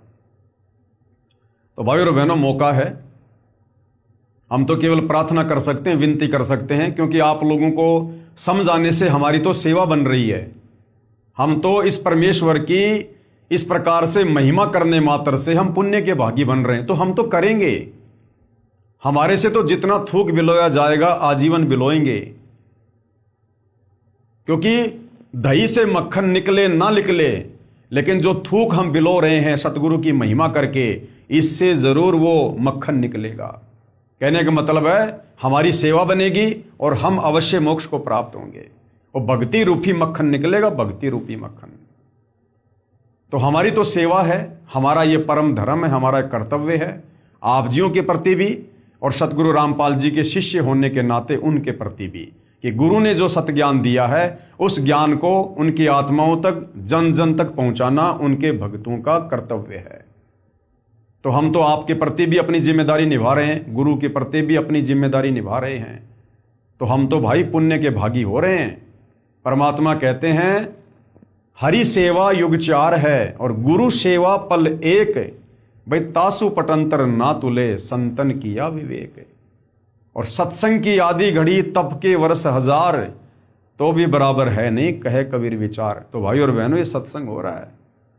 तत्वदर्शी संत के बाद यदि कोई सत्संग कर सकता है तो उनके शिष्य, क्योंकि इस ज्ञान को वही आगे फैला सकता है जिसको अपने गुरु से तत्व ज्ञान प्राप्त है। तो भाई और बहनों, इस 4 दिन की चक्काचौंध के चक्कर में, इस झूठी विज्ञान के आविष्कार के चक्कर में और इस झूठी मान बढ़ाई में जो थोड़े बहुत सुख आप जी भोग रहे हो वर्तमान में मनुष्य जन्म प्राप्त करके, ये कबीर परमात्मा सतगुरु रामपाल जी की विशेष मेहर और दया समझो। ये विज्ञान कबीर भगवान ने दी है, ये मनुष्य के पास में बुद्धि नहीं थी। सतयुग त्रेता द्वापर बीत गया, कलयुग 5000 साल बीत गया, कोई एक साइकिल तक नहीं बना पाया। ये तुम्हारे श्री राम, श्री कृष्ण, महात्मा बुद्ध, ईसाइयों के मसीहा जो हैं ईसा मसीह जी, मुसलमानों का जो पैगंबर था, रसूल था, हजरत मोहम्मद, ये अपने लिए गर्मियों के समय एक पंखा भी नहीं बना पाए। क्या उनके रिश्तेदार नहीं थे क्या वो अपने रिश्तेदारों से बात नहीं करना चाहते थे, वीडियो कॉल पर बात नहीं करना चाहते थे? एक कीपैड का मोबाइल भी नहीं बना पाए वो। हम कलयुग के इंसानों में उनसे ज्यादा दिमाग है क्या? अरे वर्तमान में तो इंसान बहुत ज्यादा विकारी हो गया, दुष्कर्मी हो गया, आलसी हो गया। वो तो बहुत अच्छी आत्मा थी। उस समय तो उनके पास में भक्ति धन था, उनके पुण्य थे, सदाचारी थे, निर्विकारी थे। उनमें ये बुद्धि क्यों नहीं आई? उनको ये समझ क्यों नहीं आई? ये मटेरियल जो आज जमीन खोद खोद के वैज्ञानिकों ने ये उपकरण बनाए हैं, ये जमीन, वो खाने, वो मटेरियल उस समय भी जमीन में था। वो क्यों नहीं लगा पाए फैक्ट्री? वो क्यों नहीं बना पाए वैज्ञानिक उपकरण? तो भाई और बहनों, ये रहम किया है कबीर भगवान सतगुरु रामपाल जी ने इस कलयुग की पिछली पीढ़ी में, आप और हमें अध्यात्म से परिचित करवाने के लिए। ये भक्ति मार्ग में सहयोगी हैं जितने भी उपकरण है, ये विज्ञान, ये भक्ति मार्ग में सहयोग के लिए बनाई भगवान ने, ताकि हमारा समय बचे, हम फटाफट अपने काम कर सकें।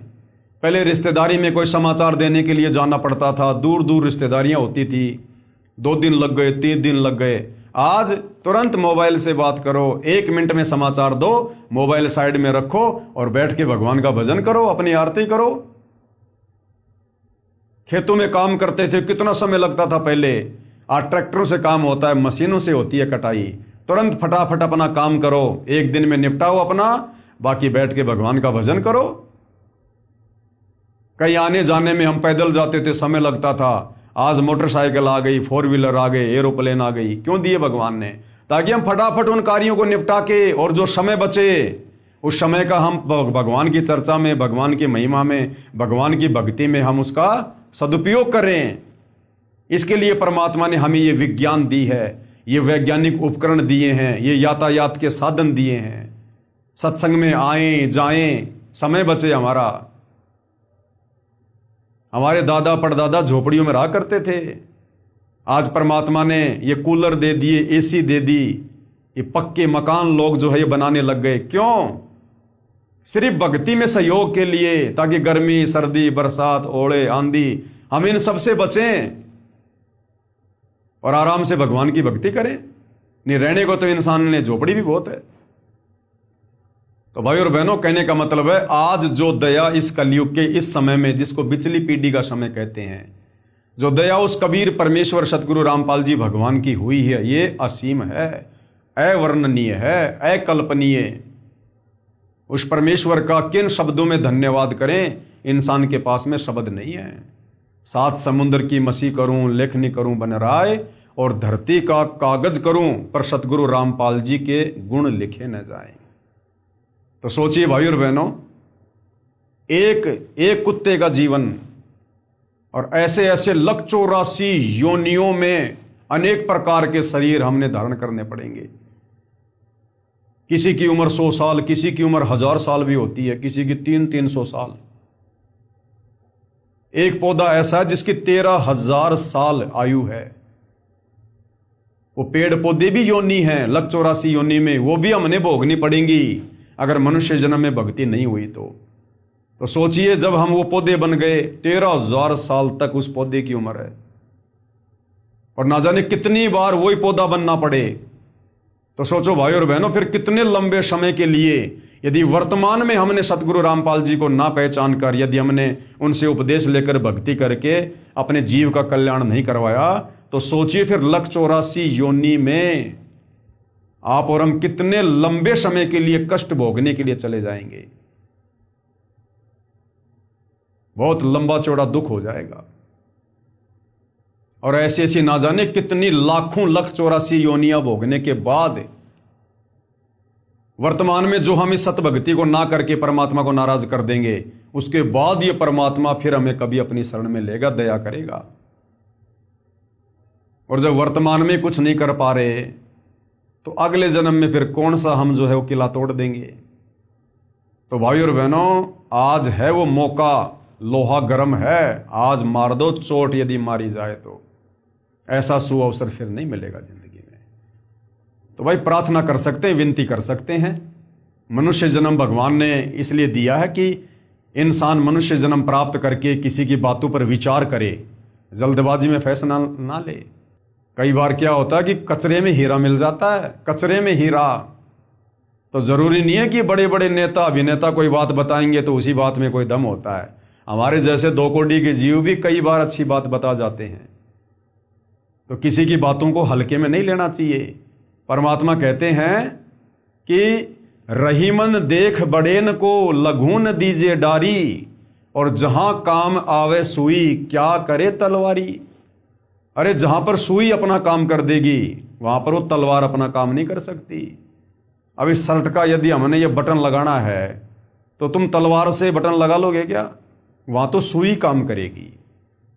तो जो संदेशा परमपिता परमात्मा कबीर साहब तत्वदर्शी संत के रूप में अपने छोटे छोटे भक्तों से समाज को दिलवा देगा, भक्ति और भगवान को लेकर, आत्म कल्याण को लेकर, वो संदेशा आप जी उम्मीद मत करना कि आपको टाटा, बिरला, अंबानी या देश का कोई प्रधानमंत्री दे देगा। तो भाई और बहनों, थोड़ा सा विचार करो, ठंडे दिमाग से सोचो। क्या जाता है एक बार सतगुरु रामपाल जी के सत्संग तो सुनो। अरे इतने भी बिजी नहीं हो जितना तुम अपने आप को दिखाते हो, इतने भी बिजी नहीं हो। और सारा दिन मोबाइल पे क्या करते हो?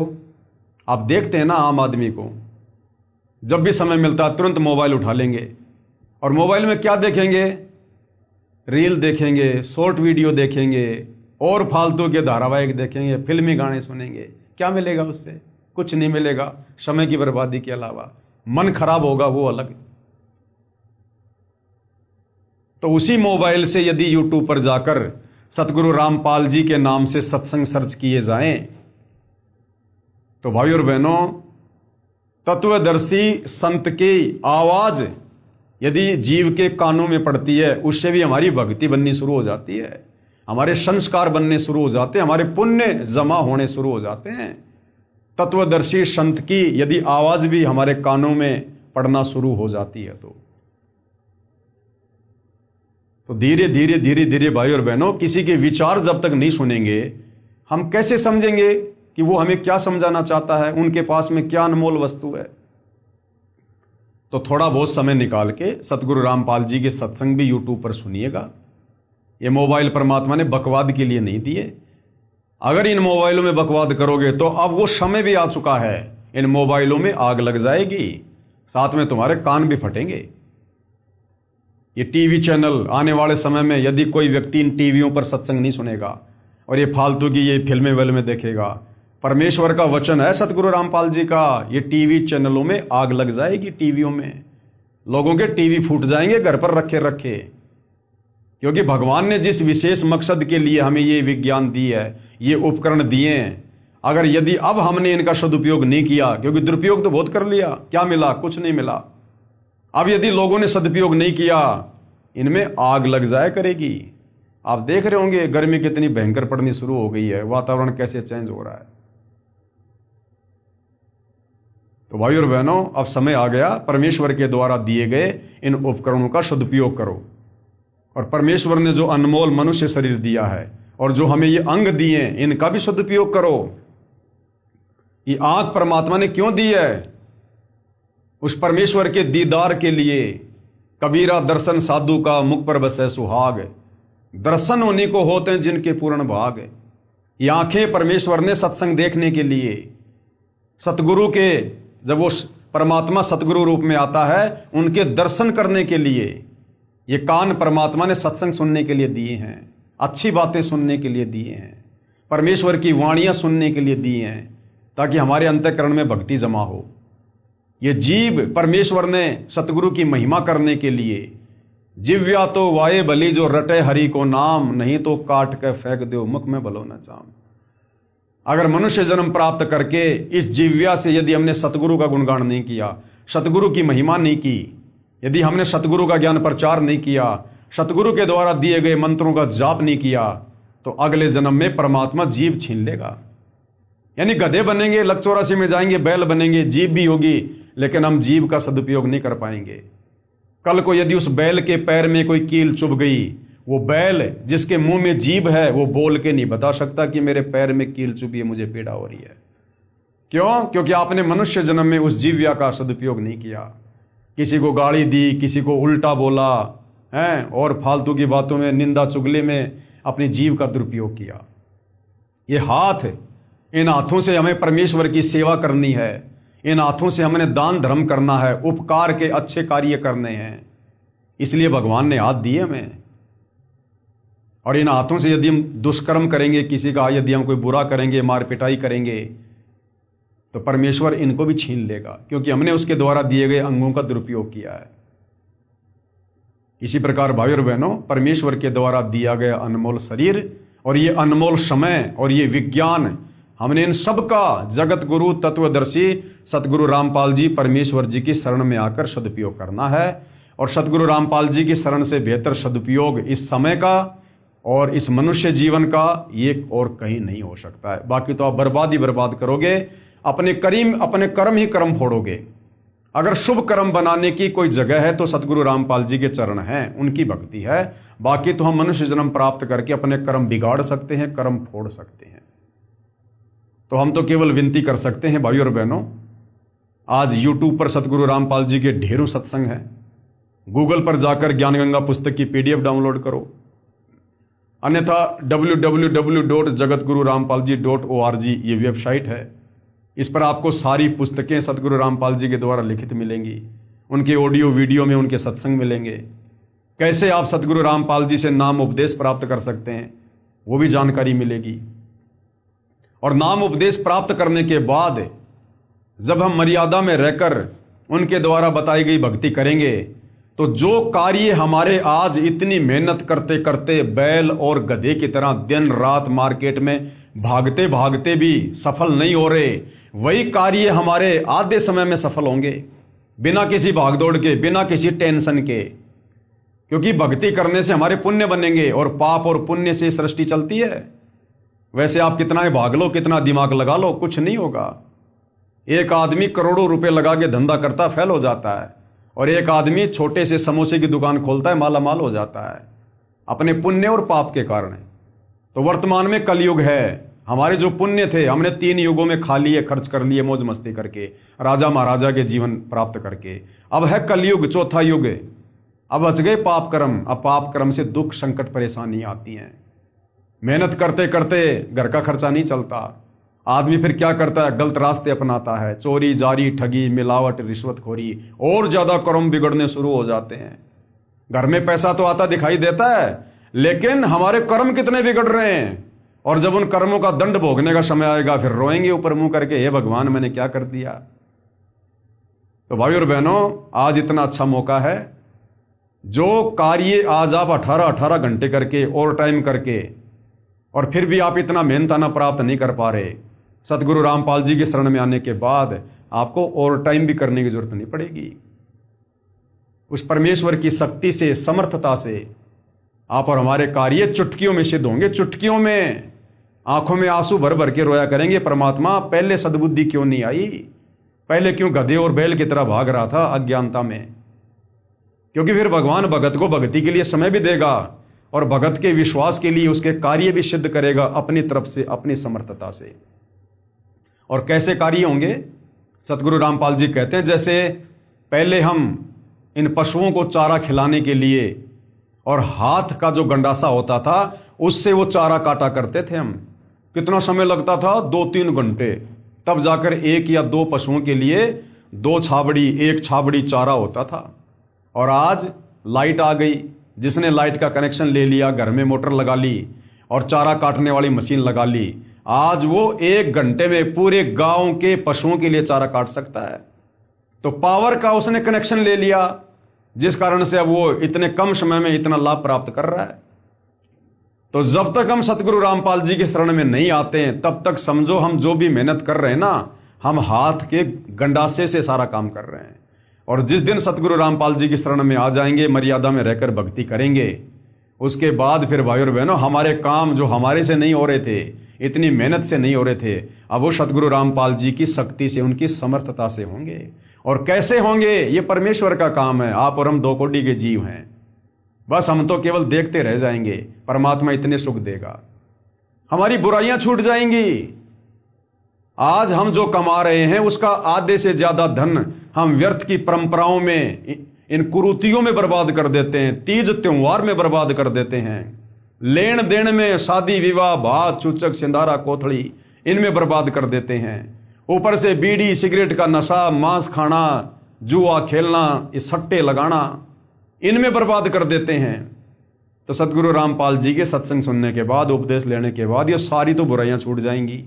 ना हम कोई नशा करेंगे, ना मांस आहार करेंगे, ना ये फालतू के होली दिवाली त्योहार मनाएंगे, और ना फालतू के ये परंपरा के तहत ब्याह शादी में इतना खर्चा, इतना पाखंड, इतना दिखावा, ना हम ये करेंगे।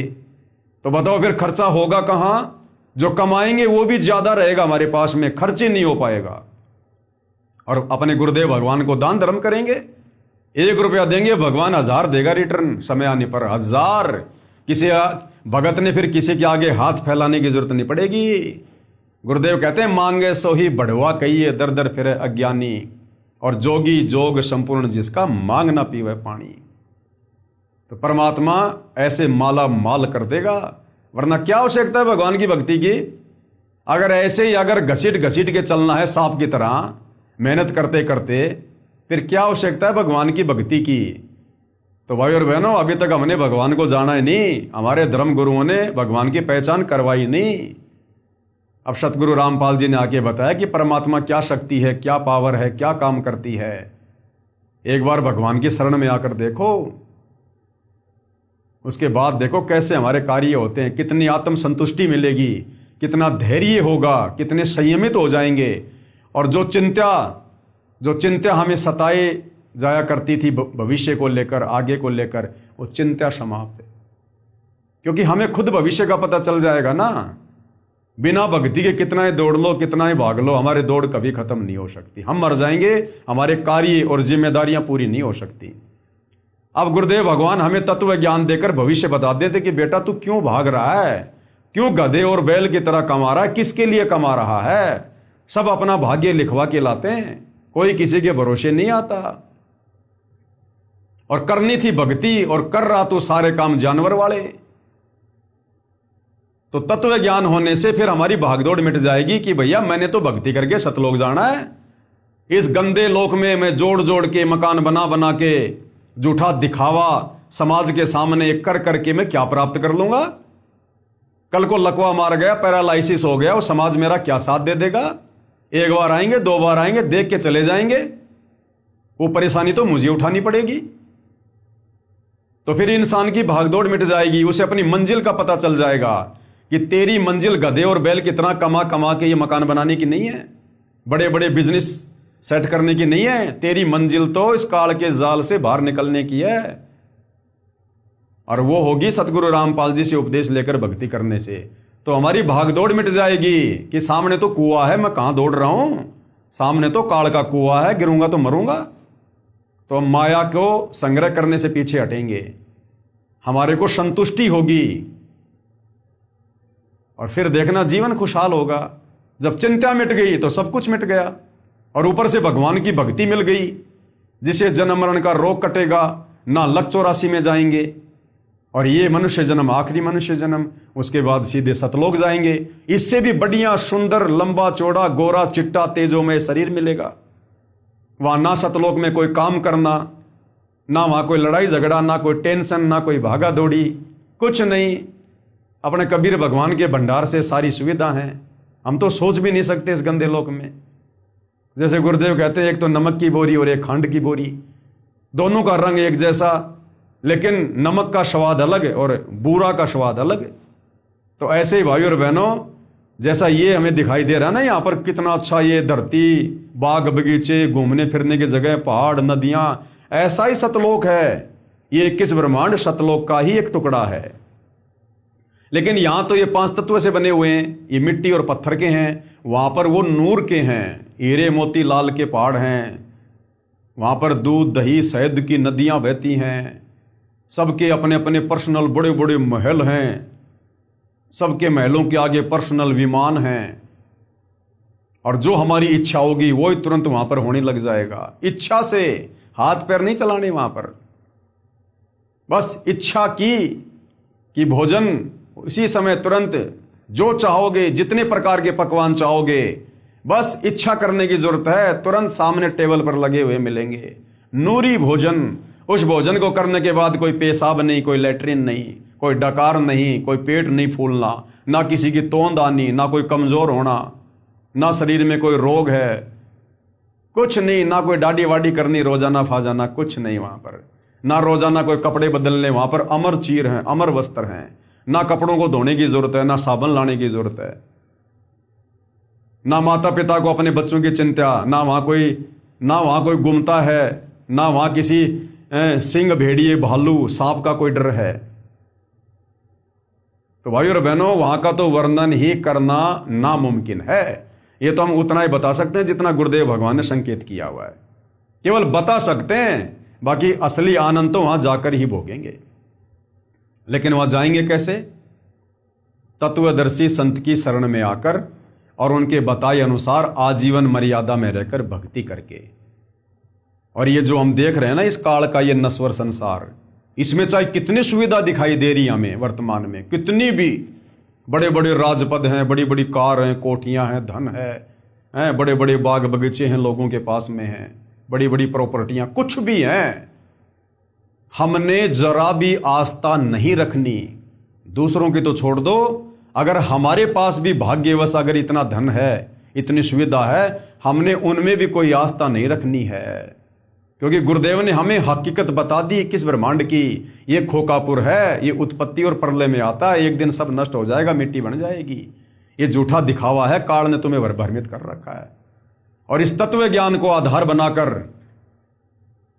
और जैसी हमारी तड़फ सतलोक में रहते सहते और इस काल के साथ 21 ब्रह्मांड में आने की बनी थी, यानी सतलोक के सुख जिनका वर्णन नहीं किया जा सकता, हमें उस समय जब काल के ऊपर आस्था हुई, हमें सतलोक का एक भी सुख अच्छा नहीं लग रहा था। एक भी सुख, सतलोक की किसी भी वस्तु में हमारी कोई इच्छा नहीं बन रही थी।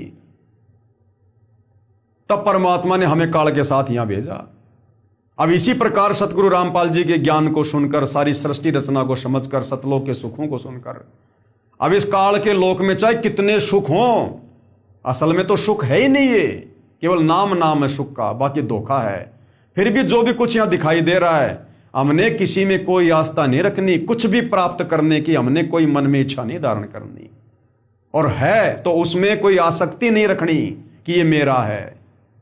हमें बिल्कुल नफरत हो जाए, नफरत, और हमारी सुरती सतलोक में लग जाए कि परमात्मा इसी जन्म में पार करो, मालिक इसी जन्म में। रोना पड़ेगा भाई और बहनों, रोना, तब जाकर ये परमात्मा दया करेगा। आप और हमने रिहर्सल शुरू कर देनी चाहिए, यदि वास्तव में हमारा टारगेट सतलोक जाने का है तो। यदि अभी तक आप जी का टारगेट भक्ति प्राप्त करके और यहां की सुख सुविधा ही प्राप्त करने का है कि भाई मकान बनाऊंगा, गाड़ी लाऊंगा, बच्चे पढ़ाऊंगा, नौकरी लगाऊंगा, तो ये रिहर्सल आप जियो के कोई काम की नहीं है, आप इसको कर भी नहीं पाएंगे, एक दिखावा होगा आपके लिए। और जिन आत्माओं ने वास्तव में इस ज्ञान को अच्छे से समझ लिया और जिनका टारगेट सतलोक है कि परमात्मा इसी जन्म में, अब की बार लग 84 से पार, तो उन आत्माओं ने रिहर्सल कर देनी चाहिए रोजाना अपने गुरुदेव के चरणों में एकांत में बैठकर अपने घर पर दरबार साहिब में, और ये विचार करना चाहिए गहराई से कि मान लीजिए अगर मेरे पूज्य गुरुदेव भगवान विमान लेकर आ जाते हैं और मुझे कहें कि बेटा या बेटी चल बैठ, विमान आ गया, चलो सतलोक, उस समय मुझे कौन कौन सी वो चीजें हैं, कौन कौन सी वो काललोक की नश्वर संपत्ति है जो मुझे विमान की तरफ जाने से रोकेगी, या विमान की तरफ जाते समय रह रहकर मुझे उनकी याद आएगी। वो कोई मेरा बेटा है या बेटी है, पोता है, पोती है, कार है, कोठी है, संपत्ति है, माँ बाप है या पत्नी है, क्या है। एक मन में एक विचार कीजिए, कल्पना कीजिए कि जैसे मैं बैठा हुआ हूं, इधर मेरा मकान है, मेरा परिवार है, सारी सुख सुविधा है, और इधर मेरे गुरुदेव भगवान विमान लेकर आ गए और कह रहे हैं बेटा आजा फटाफट सतलोक के लिए चल। अब मुझे कौन सी वो चीज है इस संसार की जो मुझे विमान की तरफ जाने से रोकेगी? वो बैठकर हमने चिंतन करना पड़ेगा, ये कल्पना करनी पड़ेगी कि हकीकत में गुरुजी आ गए और मुझे बुला रहे हैं। अब मुझे वो बेटा याद आएगा, बेटी याद आएगी, कार, कोठी, संपत्ति, पैसा, क्या मुझे याद आएगा? अगर कोई ऐसी वस्तु है जो आपको खींच रही है अपनी तरफ, आपको याद आ रही है कि अभी भी तो मकान बनाया है, अभी तो इसमें इतने पैसे लगा दिए, अभी गुरुजी विमान लेके आ गए, अभी तो मेरा पोता होने वाला है, मैंने तो मुंह भी नहीं देखा। तो अगर इस प्रकार की कोई वस्तु हमें रोक रही है, टोक रही है, तो गुरुदेव कहते हैं वो वस्तु बेटा तुम्हारे लिए काल का फंदा है, वो काल का जाल है, काल का षड्यंत्र है। अभी तेरी आस्था उन्हीं चीजों में है, तो तू रिहर्सल कर उन चीजों से पीछा छुड़वाने की, कि अगर मैं रह गया और नहीं जा पाया, फेल हो गया, या परमात्मा ने मुझे छोड़ दिया, तो वो बेटा, बेटी, पोता, पोती, ये कार, कोठी, मकान सदा मेरे साथ नहीं रहने वाला है। आज नहीं तो 10 साल बाद ये मेरे हाथ से निकलेंगे। भाई मैं मरूंगा तो ये बेटा भी छोड़ना पड़ेगा, बेटी भी छोड़नी पड़ेगी, कार, कोठी, पोता, पाता सब छोड़ना पड़ेगा। तो ये तो वैसे भी छोड़ना है, तो क्यों ना आज ही छोड़ दूं। ये मौका फिर नहीं मिलेगा दोबारा जो सतगुरुदेव आ गए विमान लेकर। तो भाइयों और बहनों, अगर उस समय पैर में चप्पल नहीं है तो चप्पल पहनने की भी नहीं सोचनी कि गुरुजी मैं चप्पल पहन के आ जाता हूं, इतने में फेल हो जाओगे। अगर ये भी कह दिया ना मैं चप्पल पहन के आ रहा हूं, तो समझो चप्पल में आस्था है। अभी हमने ये भी नहीं सोचना, उस घर की तरफ, उस मकान की तरफ, उस परिवार वालों की तरफ देखना भी नहीं है, सोचना भी नहीं। हमने तुरंत जाके विमान में बैठ जाओ कि परमात्मा ऐसे ऐसे परिवार, ऐसे ऐसे घर बार, ऐसे ऐसे परिवार, ये तो कुछ भी नहीं है। कोटि जन्म तू राजा की न मिटी न मन की आशा, भिक्षुक होकर दर दर घूम लिया, मिला ना निर्गुण राशा। हमने राजा अब्राहिम जैसे मनुष्य जन्म प्राप्त किए हैं, राजा हमने जनक जैसे मनुष्य जन्म प्राप्त किए हैं। अरे आज तो एक ही पत्नी होगी। अब्राहिम के जीवन में तो 16-16 हजार औरतें थी, राजा जनक के 10,000 रानियां थी। फिर बेटे कितने होंगे, पोता पोती कितने होंगे, और राजा के ठाट बाट कितने होंगे। आज मैं एक मकान के लिए मरूंगा, इन पोता पोतियों के लिए जो मिट्टी के पुतले हैं, कल को ये भी मरेंगे, और ऐसे ऐसे पोता पोती, ऐसे ऐसे बीवी, माता पिता, मकान, मैं अरबों खरबों बार मनुष्य जन्म प्राप्त करके यहीं पर पैदा कर करके यहीं पे छोड़ छोड़ के जा चुका हूं। तो इस एक को छोड़ने में मुझे क्या देरी, क्या दिक्कत है, जब मुझे सदा सदा के लिए मुझे ओरिजिनल पोता पोती, बेटा बेटी, कार कोठी सब कुछ मिलेगा, एक नूर का मिलेगा, तत्व का मिलेगा। तो भाई और बहनों, हमने इस काल के जाल को इस प्रकार से चिंतन करके हमने खुद ही काटना पड़ेगा। नहीं तो अंत समय में यदि इस प्रकार की वृत्ति हमारी, क्योंकि भगवान तो इसी प्रकार से आएंगे लेने के लिए, अचानक से आएंगे कि बेटा आ जा, विमान तैयार है, और किसी को दिखाई नहीं देगा, हमें दिखाई देगा। और यदि उस समय हमारी आस्था किसी में जरा सी भी रह गई, हम तो रह गए, काम बिगड़ गया। भगवान तो अंदर से देखेगा ना, ऊपर से चाहे तुम कैसा भी दिखावा करो, गुरुजी तो अंदर से देखेंगे कि इसके अंदर क्या चल रहा है, किन चीजों में इसका प्यार, प्रेम, मोह, ममता, आसक्ति है। तो भाई और बहनों, हमने आज से ही गुरुदेव के चरणों में बैठकर इस प्रकार के रिहर्सल शुरू कर देनी चाहिए, तब जाकर हम अंत समय में इस परीक्षा में सफल हो पाएंगे। ये रिहर्सल हमने पहले करनी पड़ेगी। अब कोई पहलवान है, उसने इंटरनेशनल लेवल पर कुश्ती करने जाना है, तो सीधा थोड़ी जाता वो, पहले यहां उसको रिहर्सल करवाई जाती है, उसकी देह तुड़वाई जाती है, तब जाकर 2, 4, 5, 10 साल बाद में वो उस लेवल पर खेलने के योग्य बनता है। तो गुरुदेव हमारी यहां पर देह तुड़वा रहे हैं, इस स्थूल शरीर में हमारी रिहर्सल करवा रहे हैं। अब गुरुदेव ने तो सब कुछ बता दिया, सब कुछ कह दिया, जो देना था वो दे दिया भाई और बहनों। अब गुरुदेव के पास इससे ज्यादा देने के लिए कुछ भी नहीं है। अगर इससे ज्यादा, वैसे तो भंडार है मालिक के पास में, लेकिन दे दिया तो हमारी बुद्धि उसको स्वीकार नहीं कर पाएगी। हमारा 1 GB का मेमोरी कार्ड है और भगवान की अनंत करोड़ GB का ज्ञान है, तो भगवान उतना डालेगा जितना हम ले सकते हैं, जितना हमारी कैपेसिटी है। तो हमारी कैपेसिटी के अनुसार परमात्मा ने हमें सारा भक्ति का कोर्स दे दिया, हर प्रकार से समझा दिया, बता दिया। अब भाई और बहनों, आप और हमने ही रिहर्सल करनी पड़ेगी यहां से बाहर निकलने की। जबरदस्ती हाथ पकड़ के काल के साथ किए गए एग्रीमेंट के अनुसार गुरुजी नहीं लेके जाएंगे। तो ये विचार आप और हमने करना है भाई और बहनों। तो बहुत बड़ी दया है, बहुत बड़ी रजा है गुरुदेव भगवान की, जो हम उनके आशीर्वाद से इस घोर, इस कलयुग में अध्यात्म को लेकर इतना चिंतन मनन कर पा रहे हैं। आज इस उम्र में और संसार की चक्काचौंध में, भाग दौड़ में, इस वैज्ञानिक युग में हम संसार की नश्वर चीजों को प्राप्त करने के बजाय, उनमें भागा दौड़ और समय बर्बाद करने के बजाय हम परमात्मा की प्राप्ति के लिए संघर्ष कर रहे हैं, हम प्रयत्न कर रहे हैं। तो भाई और बहनों, ये सतगुरुदेव रामपाल जी भगवान के विशेष आशीर्वाद और उनके संरक्षण के बिना नहीं हो सकता। अगर आप इतना सब कुछ सोच रहे हैं, विचार कर रहे हैं, तो समझ लो आपकी जमानत गुरुदेव भगवान ने काल से ले रखी है। और जो काल के अंडर में है, देख लो उनकी क्या दुर्गति हो रही है। दिन रात इधर से उधर भाग रहे हैं, इधर से उधर, भूल गए भक्ति और भगवान को भी। तो भाई और बहनों, विनती कर सकते हैं, प्रार्थना कर सकते हैं, बाकी सोचना, समझना, विचार करना, चिंतन मंथन करना, ये देखो आप और हमने स्वयं ही करना पड़ेगा। हमने हर दिन को ये सोचकर भक्ति मार्ग पर चलना होगा कि आज मेरा इस काल के लोक में अंतिम दिन है, कभी भी गुरुदेव भगवान मुझे लेने आ सकते हैं। अब मुझे क्या करना चाहिए, किस प्रकार से तैयार रहना चाहिए। जिस प्रकार लड़की होती है, जब उसका दूल्हा उसको लेने के लिए आता है शादी करने के लिए, वो लड़की इतनी तैयार रहती है, वो ऊपर से दिखावा करेगी रोने का, धोने का, मायूस रहने का, लेकिन अंदर से उसके लड्डू फूट रहे होते हैं। वो जाते समय माँ बाप, भाई बहन, उस मकान को, उस जमीन को, वो सबको नजरअंदाज कर देती है। उसको केवल अपना पति दिखाई देता है कि मैं अपने पति के साथ जाऊंगी अपने नए घर में। तो उसी प्रकार से भाई और बहनों, आप और हमने भी, हमारा जो पति है, जो परमेश्वर है, हमने उसके साथ जाने के लिए इस प्रकार से अंदर से तैयार होना है। बाहर से तो जब तक जिएंगे तब तक जैसी जिम्मेदारी है सब निभाएंगे, प्यार प्रेम से भी रहेंगे, काम धंधा भी करेंगे जब तक हाथ घोड़े चलेंगे, लेकिन अंदर से उस लड़की की तरह और किसी में कोई आस्था नहीं होनी चाहिए। लोग 1-1 इंच जमीन के टुकड़े के लिए लड़ मरते हैं, और वो लड़की अपने बाप की करोड़ों की संपत्ति को ठोकर मार देती है।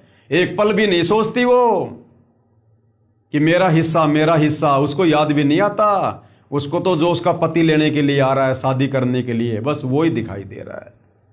तो इसी प्रकार भाई और बहनों, आप और हमने हमारे पति परमेश्वर सतगुरु रामपाल जी और उनका विमान दिखाई देना चाहिए कि मैंने तो अपने ससुराल जाना है, हालांकि है हमारा वो पीहर, लेकिन यहां की तुलना में अब वो हमारा ससुराल हो गया।